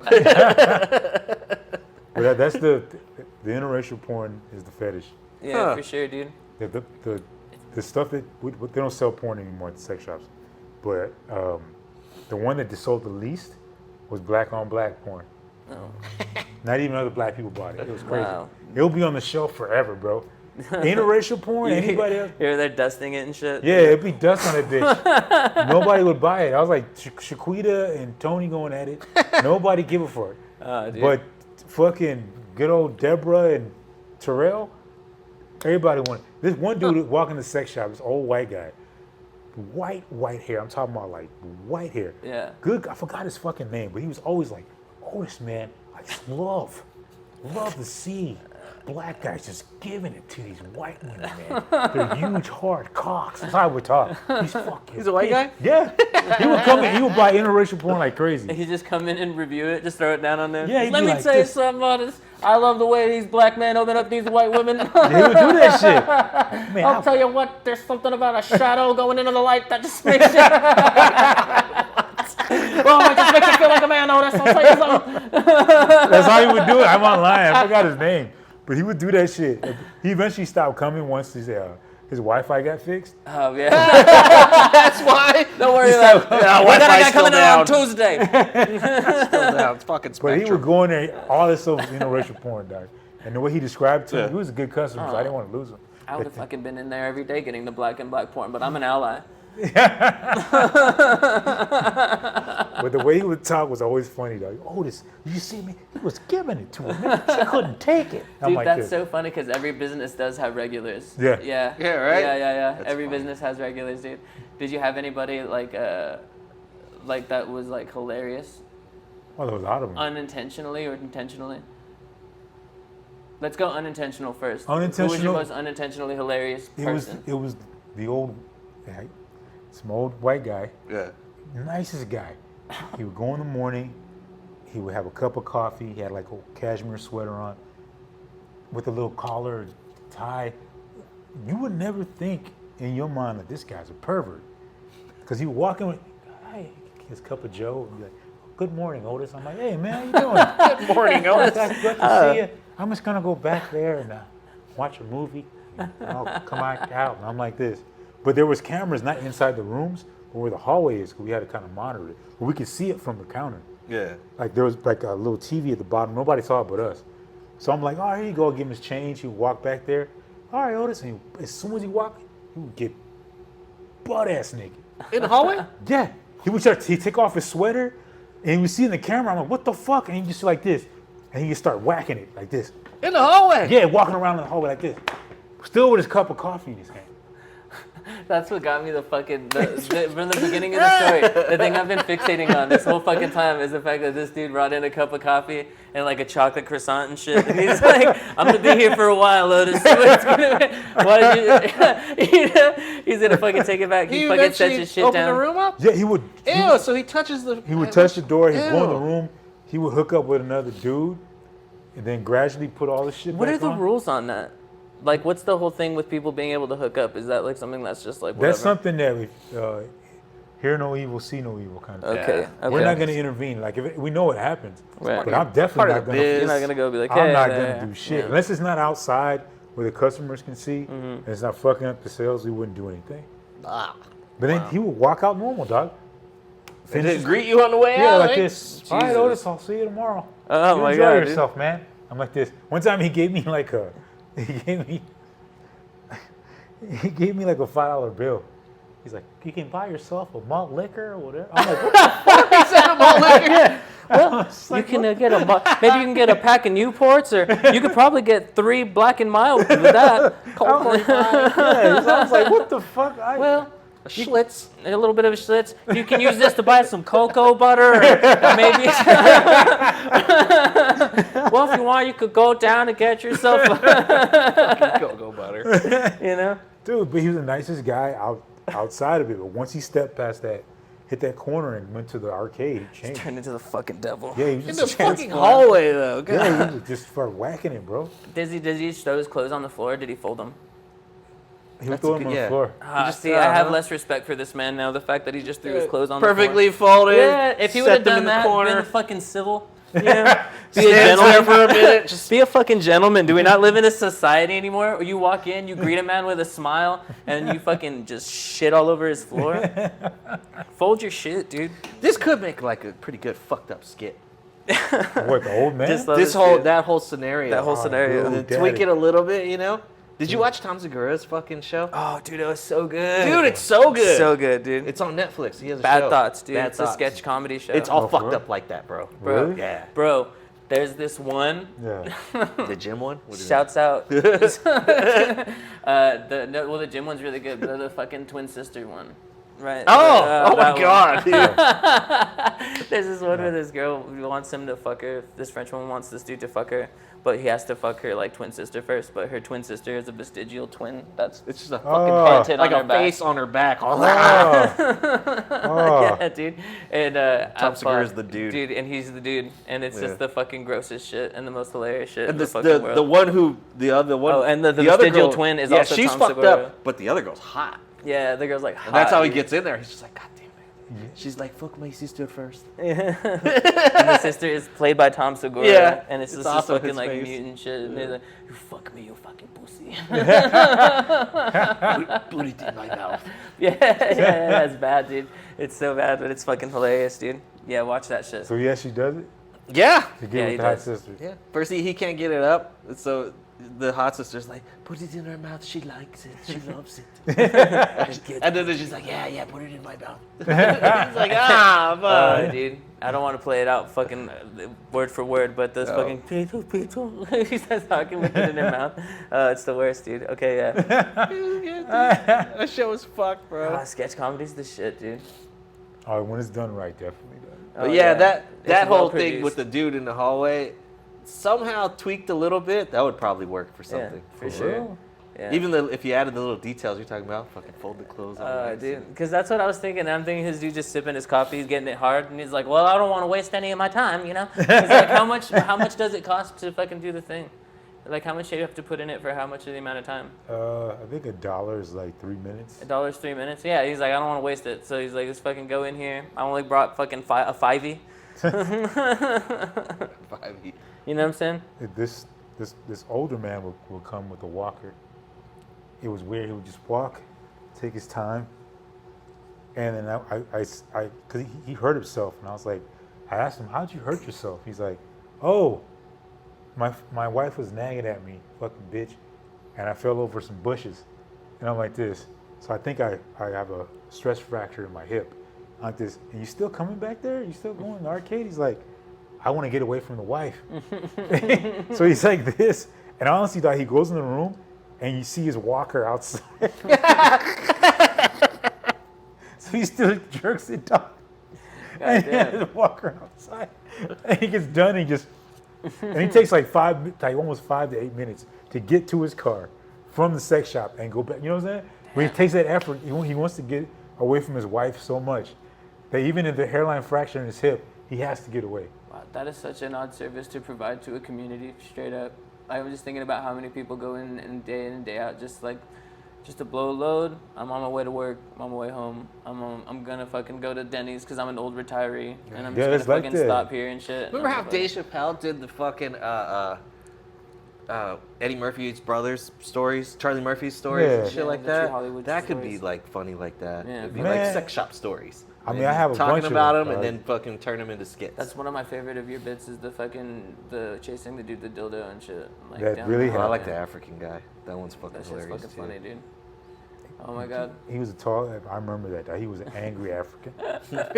Angry motherfucker. And it was, I always imagine like Michael Blackson in like Next Friday and shit. It was kind of like that. He was just tall. He was like 6'6". Damn. And the counter we have is really high. Like, you know, like being a judge. Yeah. You know how they had that high fucking. Oh yeah. It's kind of like that. But he's the only person that when I was talking to him, we were face to face, and he was holding up the pocket like the fake coochie, but it was a big one. It was like a big ass box, and he used it, and he was trying to return. I said, dude, I can't return it. And there was hair in it. He would not. Hair in it. Yeah, because he split it open. Ugh. And I was like, dog, like, you use this.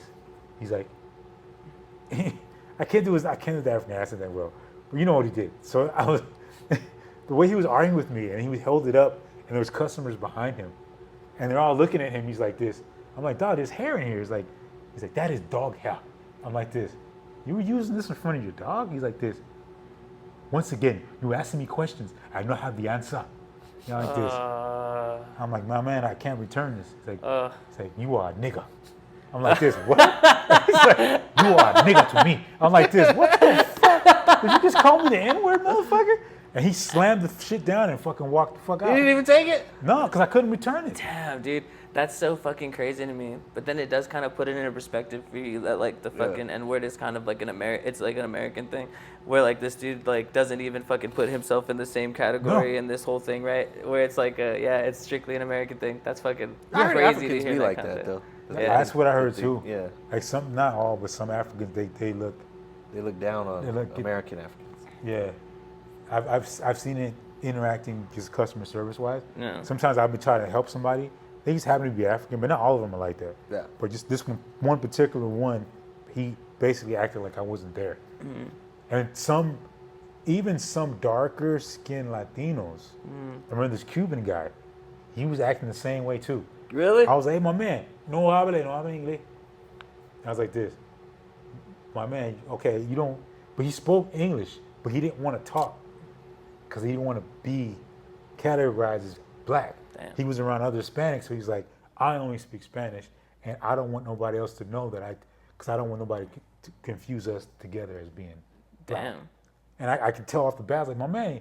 Then he was talking, hey, my friend. I'm like this, you speak English, bitch. But he didn't want to do it in front of it. But like I said, when it comes to this race shit, everybody's at each other. There's weird beefs in every community and shit with like the fucking Hispanic community with like Cubans, Colombians, Puerto Ricans, all hating Mexicans.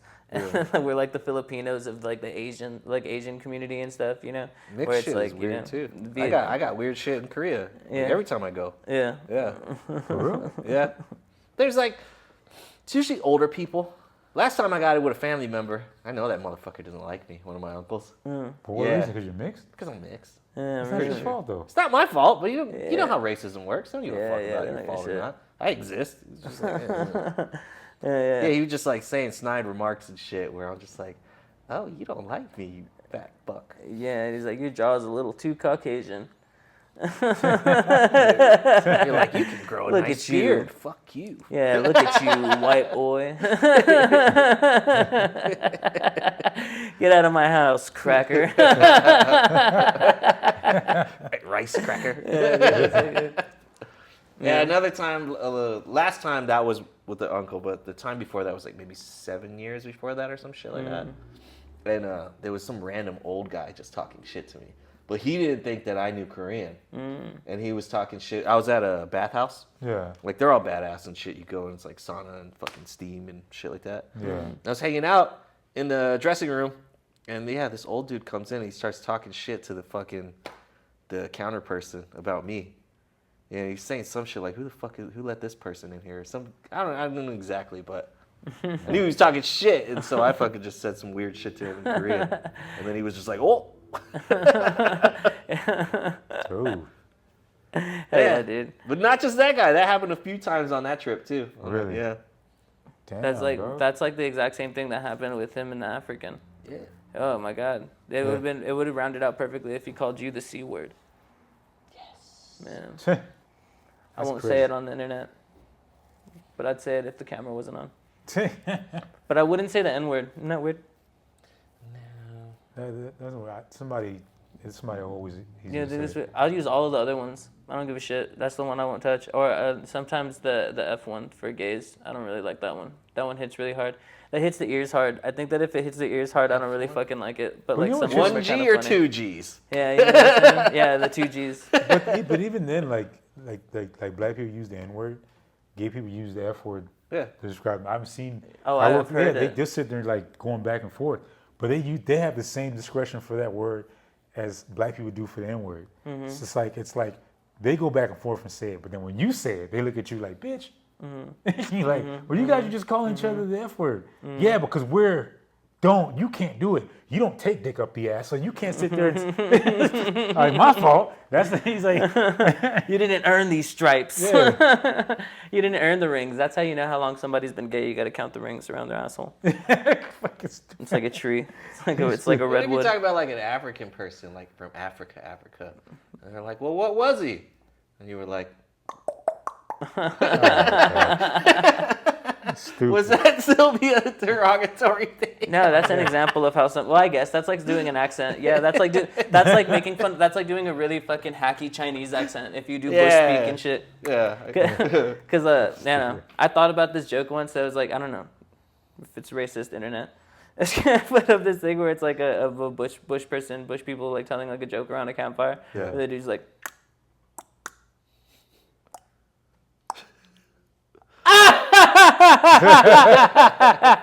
Right? That's fun. I don't know if that's racism, but that laugh is fun. It's pretty good. And then like maybe like it would have paused. Where do we land on accents? Because I'm like really into You doing could do that different little accents. click sound as like with a pause and then the punchline like. Yeah. That's the whole thing.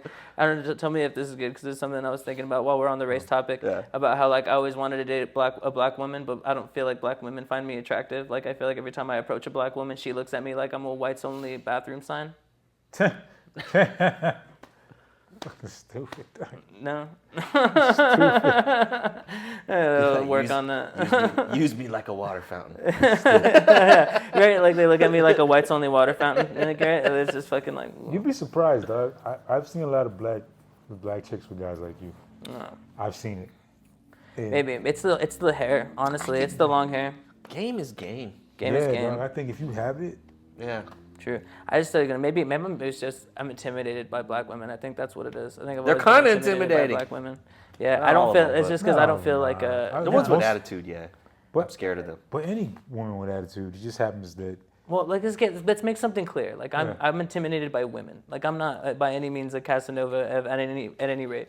But like I'm intimidated by all women. But specifically, I'm intimidated by black women and like women outside of my race in general. I think. Yeah. You know, like I'm with like a white person now, but she's like white, half Mexican, so she's got like that fucking like tan tinge to her. So like I see both sides of it. you know? Spicy white person. Yeah. She's fucking like she's spicy white. A mild and, like, it's one of Mexican. those things like that. So it's like a thing where it's like I'm with a white person, but I'm not venturing too far out of my Hispanicness because her mom's Mexican. You know. Like, This is what I am to a lot of people. Like I'm not venturing too far out, and it's not like I'm against it, which I also wouldn't feel too bad about anyway, because there are like things that are in place, like there's like concepts like black love and like, you know, and that's like a thing that's a cool thing, because black love is something that's really powerful and strong that a lot of people in the black community don't want to break by fucking like blending like other races into it and stuff. Yeah. And I think that's like a really like territorial thing, but it is weird because like white people have that kind of shit too. But like, and I don't even know what it is, and if it's just like a communities thing. Yeah. I think like, I've grown up here and I've lived here my whole life, so I feel like dating outside of Hispanic, not like an anxiety that comes from it, but I think that what it is like it's not Hispanic, so it's like it's right. different. It's, you know, Yeah, it's, you're it's right. different. I've been uncomfortable. some women's fetish You know? categories. You know what I'm saying? Yeah, being half Asian. So like one of those things. So like I don't know, like.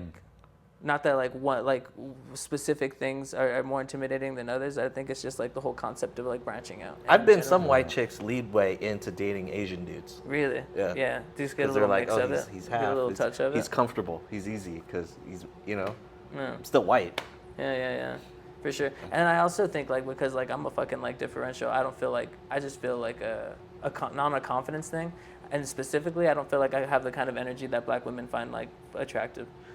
But I can't speak for black women. Yeah, that's I just mean, me in my head. You know what I'm yeah, saying? And it's also like American personal black thing. women. Yeah, it's Yeah. But that's American- also based Because on black just what chicks I in like know. France are like. But then way also different. like yeah, it's American chicks, period. an availability thing too, because there's also like El Paso is another one of those things. I haven't had enough exposure to the dating life with black women because of the availability also.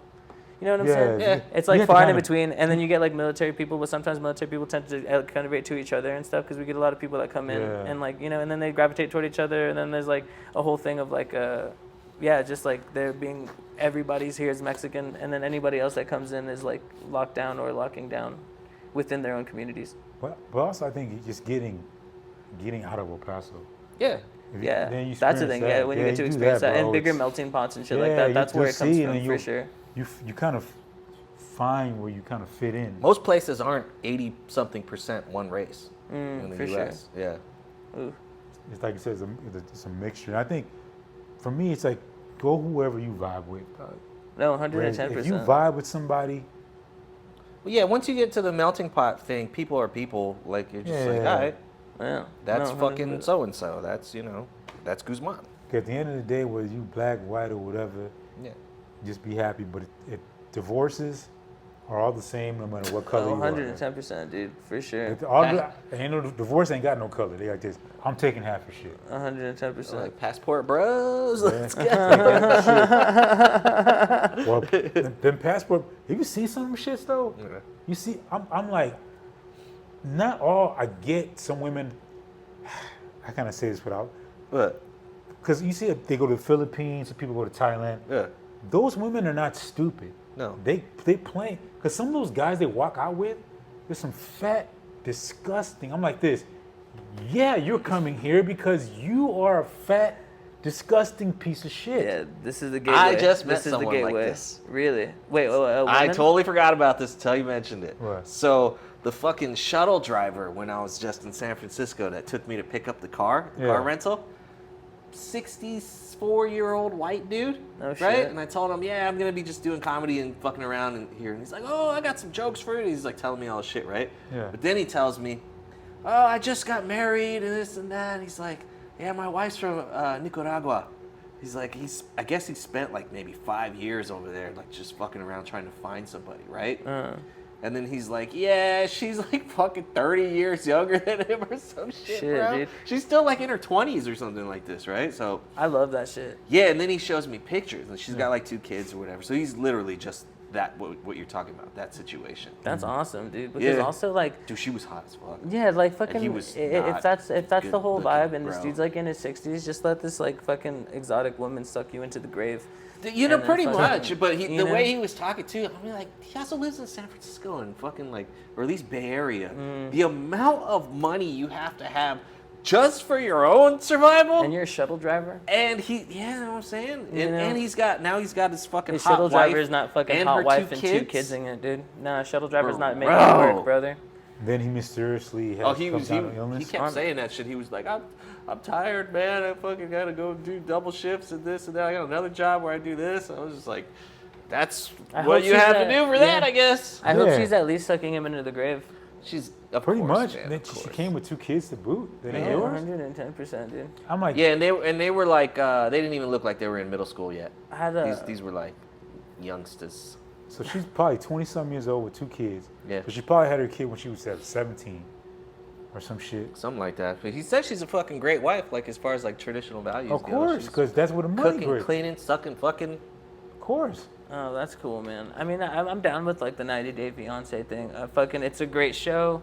They got great ratings. It's a fucking like a surefire way to get a citizenship, and also like, man, like Well, not I think anymore, about dog. folks like, well, I guess not anymore. They changed all that shit. But They like, changed that shit. Even if you get married, you can't become a I citizen. just think about like an Yeah. old dude, man, that's fucking like down on his luck romantically, dude. That's fucking like struggled his whole life to get pussy, and maybe like he's on his way out, and like some fucking Filipino angel just comes into his life, and he can fucking just have this fucking affection I for a understand little that. while. I like that. Like understand outside that. of the fucking government and outside of like all that shit, I like the concept for lonely men who can buy Yeah. women's affections. I think that's fucking cool You know, as in a shit. lot of Understand other that. countries, prostitution is fucking legal. Like it's Yeah, dude. considered sex work. In Denmark, this shit's considered fucking mental health. Like, let's tell you Yeah, about this. The government gives coupons out Yeah, to you're telling fucking me. handicapped people for sex workers. So and they get like a bunch too. See, I understand that part. I get it. I'm sympathetic to that, Yeah. to that plight. The only thing that bothers me is when you already know, maybe you're just a piece of shit, disgusting sack of walking shit, and that's why you're by yourself. I'd be truly. You have no game, so you go over there, and you're still a piece of shit. It's just you have money, That's not gonna change. or you're making above average because over there the standard of living is lower. So $500, you're fucking 100,000 there over there. So you can go around and be a disgusting piece of shit, and a woman that's kind of down on her luck would be like, well, I'm gonna put up with this piece of shit so I can get better life for my family, and I'll suck his little 3-inch foreskin ass So- dick and hope make it. You know what? Yeah. I knew that guy too. Hell yeah. dude. So when I worked at this I'm not cafe, against any of them. he there was this piece of shit That's fucking cool. dude who was a dick, bro. Yeah. Old ass white guy named Fred. I'll fucking say his name. I know Fred. He might not even be alive. Hey, Fred. So Fred was a fat, he acted like he was an ex-army guy. Yeah. But maybe not. I'm not sure. He was such a piece of shit, though. You know. So yeah, his fat ass, right? Yeah. He apparently had money though. He went to fucking Taiwan and got him a fucking Taiwan bride, right? Yeah, she was a little older too, because this dude was already like I think in his 60s or something like that. Okay. Right? He comes back. Everybody in that little community in the coffee shop hood, you know, as I worked in that neighborhood, so we all Yeah. knew each other, right? We all loved his wife. She was fucking awesome. Nice. Yeah, she would bring over food and shit like that. And Nice. she's the sweetest fucking lady. He was a piece of shit. But she fucking, you know, that's how she got here. That's fucking awesome. But I think at some point she sort of controlled the relationship too. Of course. Yeah. Yeah, but I mean, because it's all like his whole fucking happiness rides on that. Yeah, Yeah. I'm sure she's probably getting some dick on the side. Because like It if ain't she him. leaves him, if She was old too. She wasn't super young. Yeah, she was, you know, him in his 60s. She looked like she was probably in close to 40s, if not Still already gets in her some dick on 40s. Oh hell yeah, dude, definitely. That's still enough time to leave his ass and find somebody else in the States. Oh, Because yeah. like, but if she's gone, that's harder for him. Fuck Availability- yeah. Fucking slim pickings, dude. That's why he went there. There's nobody's fucking with his old ass. I know, and he can't go back. He already spent all his money over here, and now he's got to pay half. Yeah. Got alimony on top of that. Can't go back. That's mostly what happens. Some Yeah. of the So in Some- those unfortunate come over, yeah. situations, I totally get it. But for the meantime, I'm still gonna stay on the side of the women. Fuck these dudes into their graves and take all of their money because they want love, man. And you can give Well, it to yeah, them. if they're like Fred. Fred was a piece of shit, man. Yes, that guy would yeah. try to rip you off all the time, like fucking for dumb shit. Be like, you know, your coffee was $3, he gave you $2, and he's like, I gave you $3. And you're That like, kinda no, guy. bitch. Yeah, shit like that. Yeah. Oh, you know what? I changed my mind then. Fred's a bitch. Yeah, Fred's a bitch. No, fuck Fred. There was this dude that used to come by the Starbucks that I worked at in the West Side, and this old white dude, and he would like he had a girlfriend in Colombia that he would go visit for like months at a time and then come back, and then he was like getting everything sorted out so she can come over here and he can marry her and stuff. And but he like loved cocaine. They had tons of cocaine. He would always talk about how they go over there, and he's like, "Oh man, we walked in and immediately go inside and she's got an 8-ball. She's ready to go." And I was like, "Wow, dude, that's good." And he's like, "Yeah, she's beautiful. Dude, I love her so much." You drink his coffee. This fool used to come in a little faded and stuff like at night because there was like bar around the corner. And he'd come in all faded and he'd order a couple of cups of black coffee and just sit in the lobby and say inappropriate shit to people because like he was trying to sober up. You have to be like, "Yo, shut up, Mike." That coffee shop I worked at, there was so many fucked up people. Right. It sounds kind of like the fucking porn shop. Yeah. Just mad characters. There was this old dude named Simon. This dude is in his fucking 90s. His parents died in the Holocaust, Oh, right? shit. So he would always be like, "Fuck those germs." Oh, He'd shit. call the Germans germs, right? But he was so fucking kind of a real piece of shit that I never know if he was completely lying, but he was clearly an old Jewish guy, right? Yeah. And one time he would proposition people, be like, "Hey, you want to fucking make some money?" And one time he propositioned me. Okay. He was like, "Hey, so you want to go make $80 for some sucky fucky?" Oh, Serious? Yeah, dude. oh shit. Wow.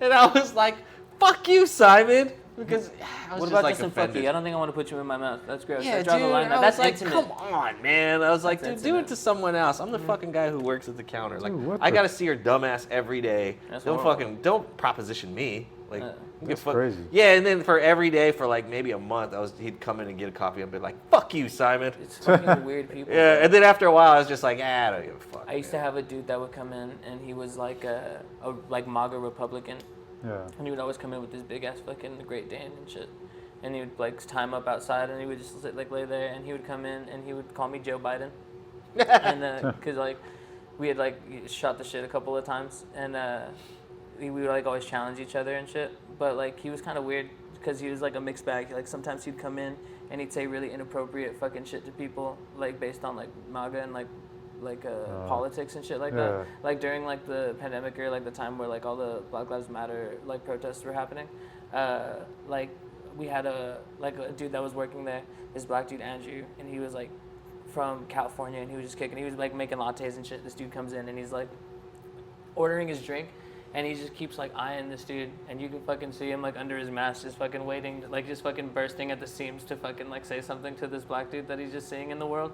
And he's just fucking like walks up to him, and then he's like, "Hey, how's it going?" And he's like, "Hey, what's up, man? How are you?" And then he's like, "I'm doing good." And he's like, "Hey, man, so like, he's like, hey, let me ask you something." And he's like, do you think that statistically black people die at the hands of white people more or less than they do from other black people?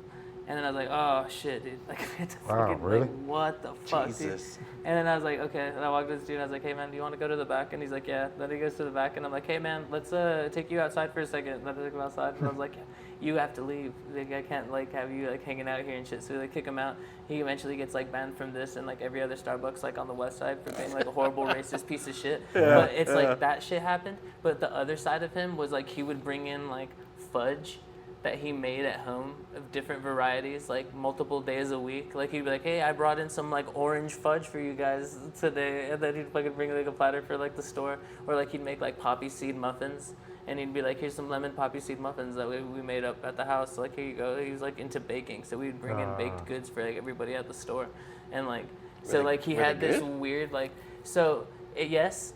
They're fucking delicious. He was a very talented baker, but that's why it's so fucked up because like the duality of people, the duality of a man, like to just be like so friendly and so fucking like good at baking and so fucking like, and like for me to be able to like him know I'm like on like a Democratic side, he's like a Republican side or whatever, and he's like, "Oh, Joe Biden," he makes like a whole fucking thing about it, and like then he has like the fucking complete 180, this ugly fucking racist piece of shit, like that you fucking know he is like seething and burning under the fucking skin and shit. And it's like, it's the duality of people that you meet in the workplace is fucking crazy. Damn, a racist baker. You know? Yeah, a racist baker. Can you imagine this? He's funny. I think about it too, because remember the Simon guy was an old Jewish guy, right? Yeah. But the owner of that coffee shop was Palestinian. Oh, And he used to teach his kid to fucking say fucked up shit about Jewish people all the time. Really? Really? Yeah, but Simon and Samir, the owner, were like, They were alright. yeah, they were like friends as far as I knew. Huh. Wow. But I never thought about this until now.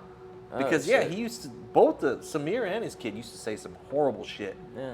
Damn. Huh. That's kind of ironic. Right? It's hella ironic.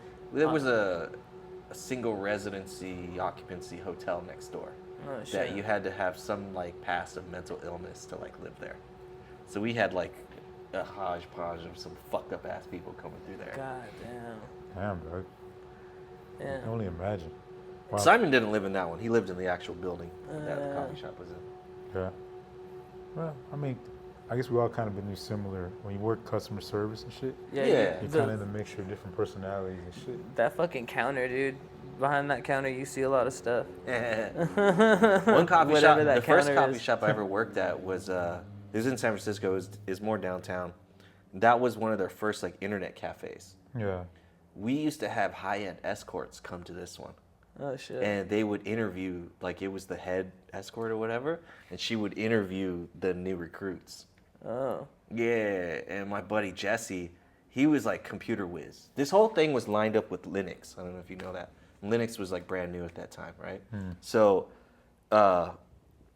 when we had our own monitor behind the fucking counter, and when the chick would come in, he'd be like, bro, she's here. He'd fucking type that shit up and bring up her fucking profile. Yeah. Yeah, so she's like right here, and she's interviewing some fucking like gorgeous. These are all 10s too, and we're looking at her naked on the fucking monitor, and she's right there. Wow. Nice.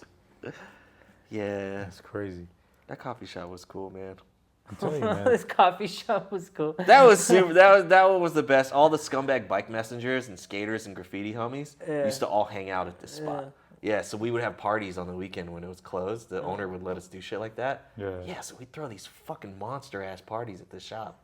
Shit. That's cool, man. And it'd be all graph writers and fucking just people like that. That's cool. Yeah. Was this in San Francisco? Yeah. That's cool, man.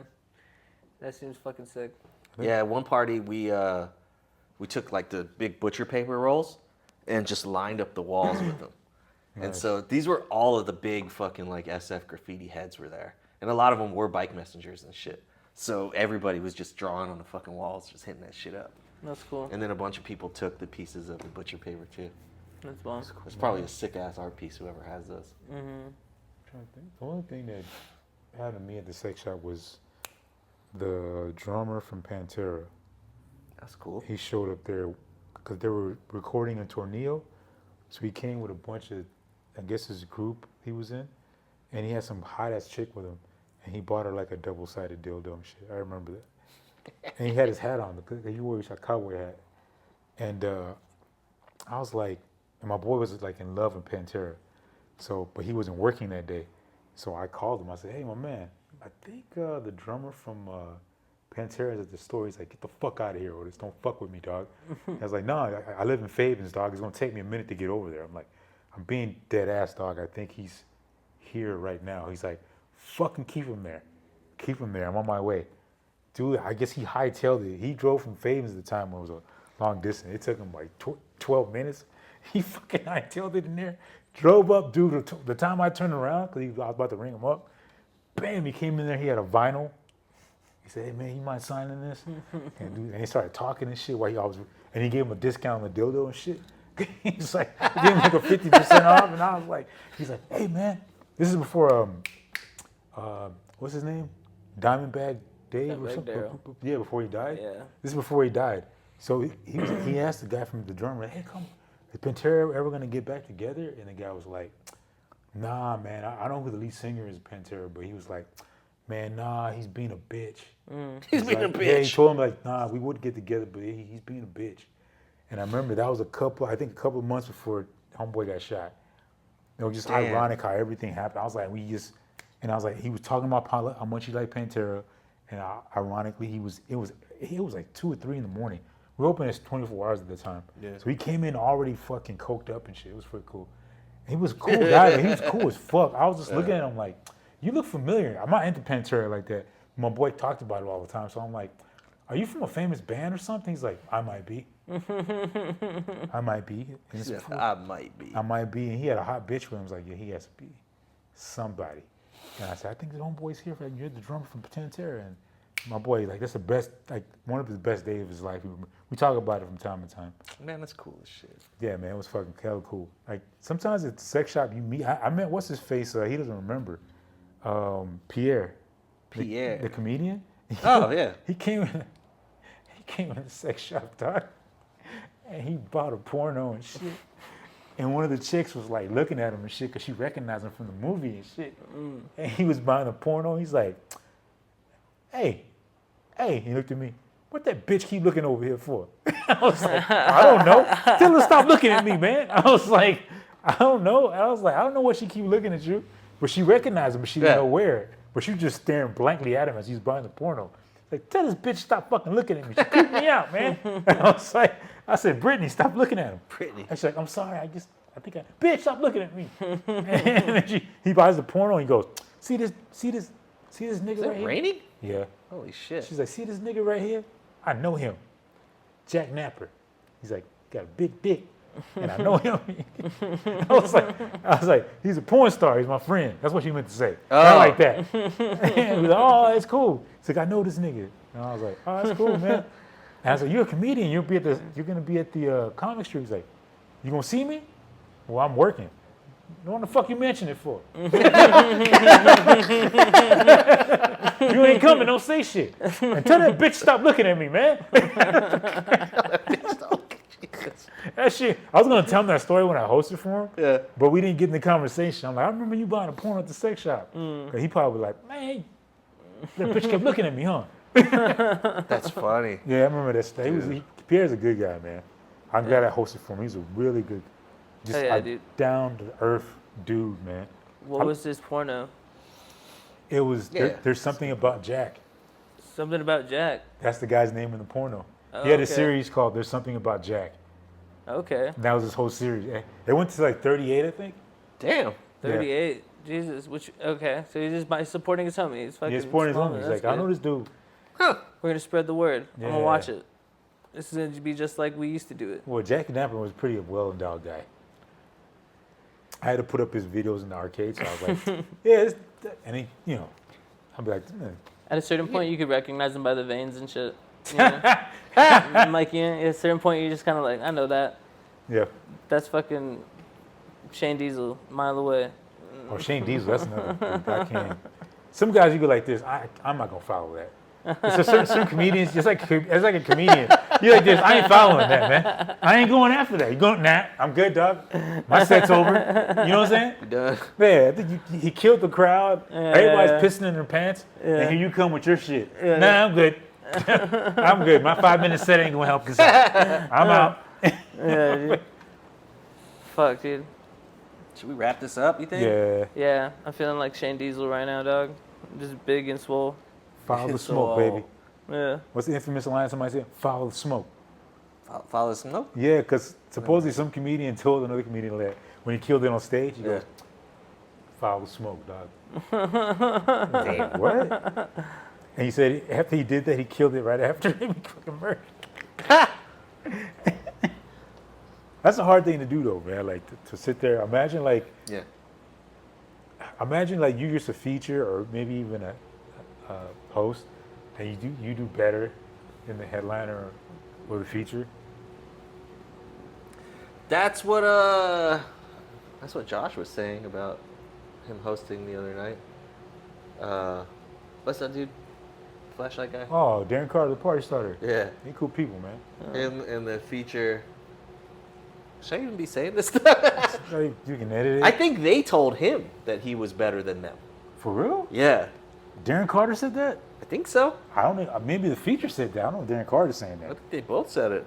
For real? I don't know. I gotta talk to This him. was in a conversation the other day when I was with Yeah? them and Maybe I can see the feature saying it, but Darren Carter I can't see They saying said it. because they didn't. They said they just bombed. That's what they were. That's what. Darren Carter bombed? Yeah. No way. They weren't feeling it. Really? I gotta see that. I should have been there for that. I can't imagine Darren Carter bombing. I've seen other features there that I haven't seen before, and they bombed. Bad. They were saying there was some interesting stuff about Darren Carter. Like what? Oh, is the OCD stuff? Oh, he did, but he's been about that. Yeah, the hand washing thing and all that fucking. Oh, weird shit. he's on that shit. Damn. That's how to make travel a fucking nightmare. Yeah. Yeah. Yeah, he's been about that. But yeah, every time he's been in the comic strip that I've seen, he's always did great. I don't know. This is what they're talking about. Yeah, I got to see that shit.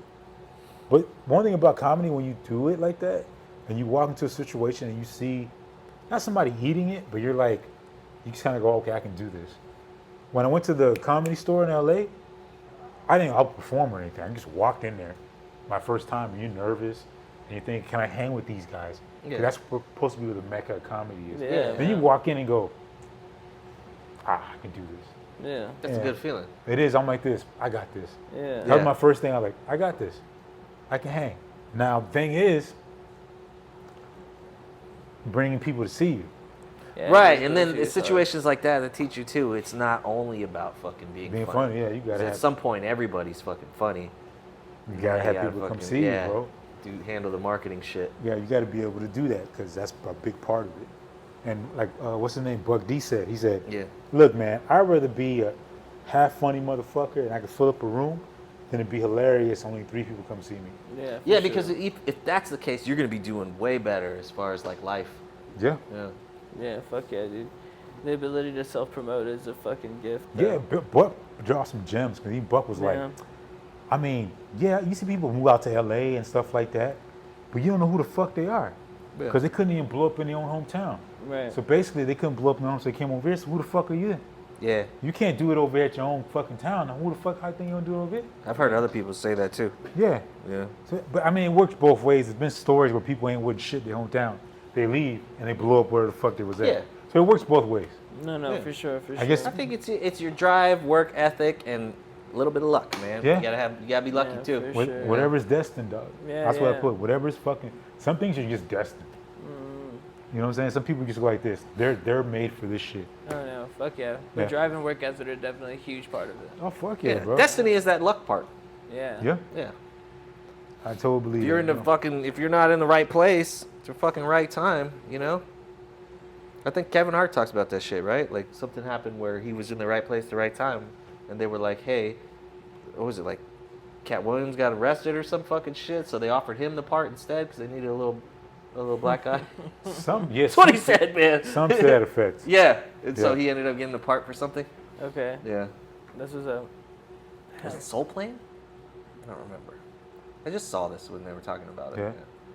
There's some things that like I saw today that the movie Seven. You guys remember that movie? Yeah, great movie. Apparently, it was offered to Denzel Washington 10 times, Yeah. Oh, and shit. he turned it down. Yeah. He said nah. But in a way, Brad Pitt did such a great job. But imagine if it was Denzel in that spot. It still would have been a great movie either way, I think. But imagine Denzel and Morgan Freeman. Damn, I thought you meant that Denzel was going to be in Morgan Freeman's role because I could see him more as like a Can see seasoned, that more. knowing everything kind No, of guy. I'm thinking it was Brad Pitt's part, dog. Wow. Yeah, I've heard this man. before too. It was Brad Pitt's part. They offered it 10 times. Wow. And he thought it was too demonic. Whoa. Yeah. So he's like, no. But then he did that movie I don't know if Fallen, which is fucking demonic.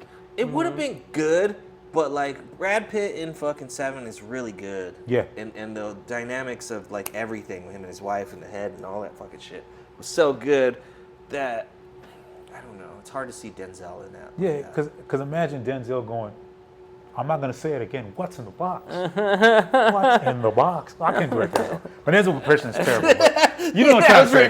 That was a pretty good bad. Denzel, bro. pretty That was a awful really good Denzel. But you know what I'm trying to say. You did the point. Yeah, you dude. gotta do You the did the point. what's Yeah. in the box? Hey, what's in the box? That What's is in the funny. box? I can't do Denzel. I mean, What? I can't do the box. What's What? in the Denzel's box? never really bad, so Yeah. it's like it's still gonna be good. Yeah. But it would be different good. Yeah. Yeah, man, that would have definitely been different good.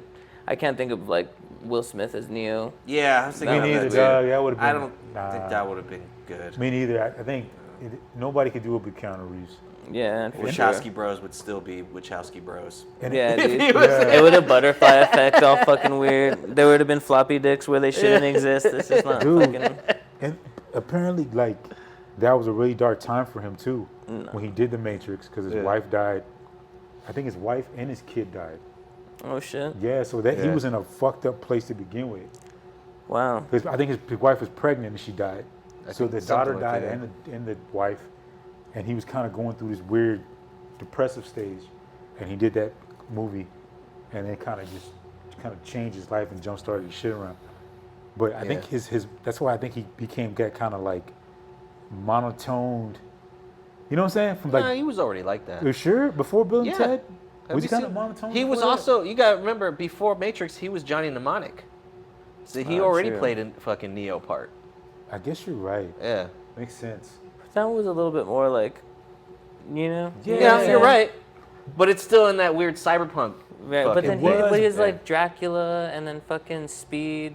Like, you know, like these are like not monotone roles at all. He's always, they're monotone roles. Not really, not Speed, dog. Speed is too. No. Watch it again. Watch it again. I'll watch Point it again. Break. Point Break. You think he got no range in Point Break? Point Break too. Nah, dog. Well, that's just the way. That's the way he Come on, talks, man. bro. That's just the way he talks, man. Yeah. Nah, because in Utah. Nah, because That's good. but in Neo was different though, dog. In Neo was different. I mean, the scenes he was playing was a little more calmed down. Like when he's like, you know, like, oh, I mean, this is the world I live in now. I know kung fu. That shit's so fucking funny. But to me, his voice is still similar. Like it's still like he doesn't, you know, even when he screams, he still kind of sounds like that. Like, you know. Yeah, he always sounds like he's busting and shit. Yeah, when he busted his leg in Point Break. Yeah, dude, that's fucking range, dude. Actually, now that I'm thinking about that scene, he's fucking, you're full of shit, dude. Keanu Reeves has range. I didn't say he doesn't have range, but he's always kind of monotone. The Replacements. Wait, was that one right? No. Replacements? I'm trying to think. Oh yeah, the quarterback. The football one. Quarterback one. It was different. I didn't see that one. That was different. It's a comedy. You gotta watch that one. But then I think it just geared him up to the John Wick thing. Oh, okay. Because John Wick was just, that was straight up like, and when I first saw that movie, I was like this. It made sense. I like this. It makes sense. You don't fuck with a guy's car. You don't kill his dog. Yeah. You don't kill his dog. You don't fuck with his car. Those are two things. And then like this, to every man, and go like this. Yeah. We all saw it, dude. I like throughout the movie. It's just a fucking dog. I just like fucking Keanu Reeves has been doing this shit. Your fucking dog in your car. Yeah. And even when John Leguizamo was like this, I heard you struck my son.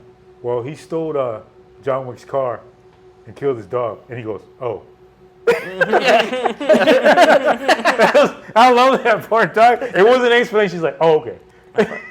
Like Keanu Reeves found a way to reinforce being my hero and shit. Like he was my hero when I was a kid. Yeah. And then I was an adult, and he came back with John Wick, and I was like, "Oh, okay, man. Yeah, dude. Thank you for staying my hero, dog." I love that fucking movie, dog. The whole time, he's like, and then even when he was talking to his son, and he's like, "It's not what you done, it's who you did it to." Yeah. The fucking nobody, that fucking nobody was John Wick. I was like, "Fuck yeah, that's how you do it. That's how you do it, man." I love. Then he had the fucking Geico guy in there. Yeah, dude. I was like, "This is perfect, dog." He started mayhem. He's like, "How many guys do you have?" Like, well, how many you need? All of them. I'm like, I love that part. The whole movie was perfect for me. Yeah. Even the cop. John, you working again? Working again? Yeah. Have a good night. The dead body right there. He looks over. All right. And the second one. I like Matrix 1 and 2. Matrix 1 is perfect, yeah. 1 and 2. 1 and 2 are 1 and 2 great. perfect, yeah. 3, it started. 3, I think. And then 4 was just like, throw that away. 3 was, 4 was, but 4 3 disappointed me as a fan, but I tend to disagree with the general consensus that the third Matrix was bad. No, I don't think it was bad. I don't think it was bad. It had its parts. But just comparing it to 1 and 2. Oh yeah, 1 and 2 was sick. Yeah. But the Agent Smith and Neo fight, that was some badass shit. And the fucking blind powers. That shit was badass. He didn't call him. Yeah, blind powers, bro. What do you call him? Agent Smith always called him something. He called him Mr. Anderson. Mr. Anderson. He's like this. Why do you persist? Mr. Anderson, you have to believe there's no hope. Why do you keep trying? He just, because I can. Keanu Reeves is just a good actor without even having to try. Oh, yeah, dude. That's what I'm like. This is fucking. But that whole Pacific. Wait, it makes you realize: are we kind of in the Matrix? Yeah, I don't know, man. It's a I don't like classic story. the fucking, what is it? Simulation theory? I don't know if I don't like that one. Do a bunch of acid and see programming. Yeah, I guess. For what purpose, you know? I don't know. I saw it. I saw the programming. You saw the When I was programming? 17, yeah. I feel like I don't know, you have those things where you do like psychedelic drugs, you look at the sky and you feel like you can see the sheet, right? Almost. Yeah. Right? There's like seeing stuff and knowing you're still conscious to knowing like you're on drugs, right? Yeah. But then there's seeing stuff like when I saw the fucking programming that's different. Because it wasn't like hallucinations where I'm like, whoa. So what it was is I was wiping the tracer from my hand was wiping away reality, and behind it was like this blue fucking screen with like white text. Yeah, and I was just like, what the fuck is that? But it wasn't like you know, if I'm on acid and I see this fucking plant moving and growing, I still know it's just my brain fucking moving. You know what I mean? Yeah. It was a difference. I heard DMT's like that too, where they're like, no, you really think you're really seeing weird shit. Like, I heard about that. but shit. that programming's like that. And then I heard more recently people are seeing it too, that they're doing DMT and looking at laser beams, and inside the lasers they can see the programming. They'll see the fucking like programming language. Wow. So I don't know to what degree. Yeah, who knows? But like this whole like existence thing is pretty fucking insane, anyways. Like, Truly, dude. there's a fireball in the sky. Truly. Yeah. I think about that sometimes. You're looking out in the sky, right, and you see stars, and you look and you see the stars, and then you realize you're seeing stars. You're seeing like in space. You're looking off planet. That's like. Well, just the sun alone. It's like we literally have this fucking burning thing of fire like in the sun, like in the sky. Yeah. And we need it to survive. Like Yeah, none of yeah. this shit makes any kind of sense. We have another burning orb in the center that we need to survive. Also, that's crazy. We have what's two the other- suns. We have two suns? What's Yeah. the other sun? The core. Oh, yeah, yeah. yeah. You know what I'm saying? Yeah. We need that heat source also. If Then that there's shit goes out, we the don't got black nothing. hole stuff that we don't see. Like Yeah. apparently every galaxy has like a black hole in it. We have one in ours. Yeah. It's. Then what the fuck is even that? Like, okay, there's this fucking giant gaping butthole that sucks everything in. And I'm starting to feel more shoots like stuff out. molecules and shit. Yeah. I'm starting to feel more like more base stuff. Like I think we're composition, right? Like that's the only thing that makes sense. Like all this has to be composition. Yeah. Of like something else. We're just like a small little piece of it. Some weird fractals of some fucking shit. Yeah, because when they break everything down, it's just some fractal pattern that repeats itself. And even like you pull out James Webb Telescope, Yeah, you see that's- fucking different galaxies, different and everything, and like it's a whole fucking sheet of just like amoeba. Yeah. And then we're We all over make here up like the talking amoeba. about I have to pay bills and go to work. I don't have to pay bills and go to work. That sucks. Yeah. What's happening on that other amoeba? They're all just paying bills Yeah, and fucking you going know, to none work of and that's shit. what I'm saying. Like all of this shit is just kind of ludicrous and doesn't fucking No, so it doesn't fucking tell me matter. some crazy shit about like this being a hologram. I'm like, all right then. I mean, yeah. It could be like the ending, the Men in Black. Yeah, that's probably. Where he gets in a locker. Like, the Most, whole world's I feel in a like locker. that's most likely what this is. It's Yeah. just repeating things in bigger things, you know. in The smaller microcosm thing, I like Yeah. that. I had a bit about that with like realizing that me and ants aren't like so different. Like, you know, where like I was on acid and I was bonded with an ant, and I realized that like we have a lot in common. And like if I think about like what his existence is and like what could be outwardly, right? So like he doesn't even perceive me because of how big I am. Yeah. And we exist together on the same like existential plane, but he's not conscious of me. So what is he the unperceived of? What's smaller than him? And then also what's bigger than me? Because if I exist on this planet, on this world, in this space where this thing is looking at me and he doesn't even see me, what can't I see around me? Because I'm only able to perceive so much. And like, you know, they say there's things like neurological gating and shit that like blocks you from seeing everything because you perceive only what is necessary to exist. Yeah, the because filter. if you perceive everything, the mind would collapse. So like when you do drugs, it fucking alters your brain chemistry, which fucks with that, and so you're able to perceive a little bit more of what's around you. So like hallucinations aren't necessarily like, oh, the drugs are making him trip. The drugs are fucking with your brain chemistry and making you see things that you can't usually see. Yeah, it's taking the filter off. Yeah. You know? So that's That why shit's we're great. like, you start hearing colors and fucking shit like that. Yeah. It's fucking wild, dude. Seeing sounds. You know, so then that's the whole. But I mean, the whole bit's honestly not that funny. I don't think I've ever really fucking worked it out. But it's because I always just tell the story, and I don't think I even have a punchline for it. But I've done it a couple of times, and it's been fine. I've always managed to get my way out of it, but I don't ever even know where like I'm going with it. I have a lot of bits like that. Yeah. Like and about like existence too, because like I always get into my head like, and I have this one that I always try to do about like fucking like an all dogs go to heaven kind of thing, where like. But like it fucking like okay, so like Hobo used to have a joke about like talking to his dog while he smokes weed, and like remember and like the dog being like, yo, fuck these motherfuckers, they think just because they put on that blue uniform and shit, they fucking they can come into your fucking you know, and he's talking about like the postal service and whatever. Yeah, that was a good joke. That's a good joke, right? But so like I had this thought about like a joke.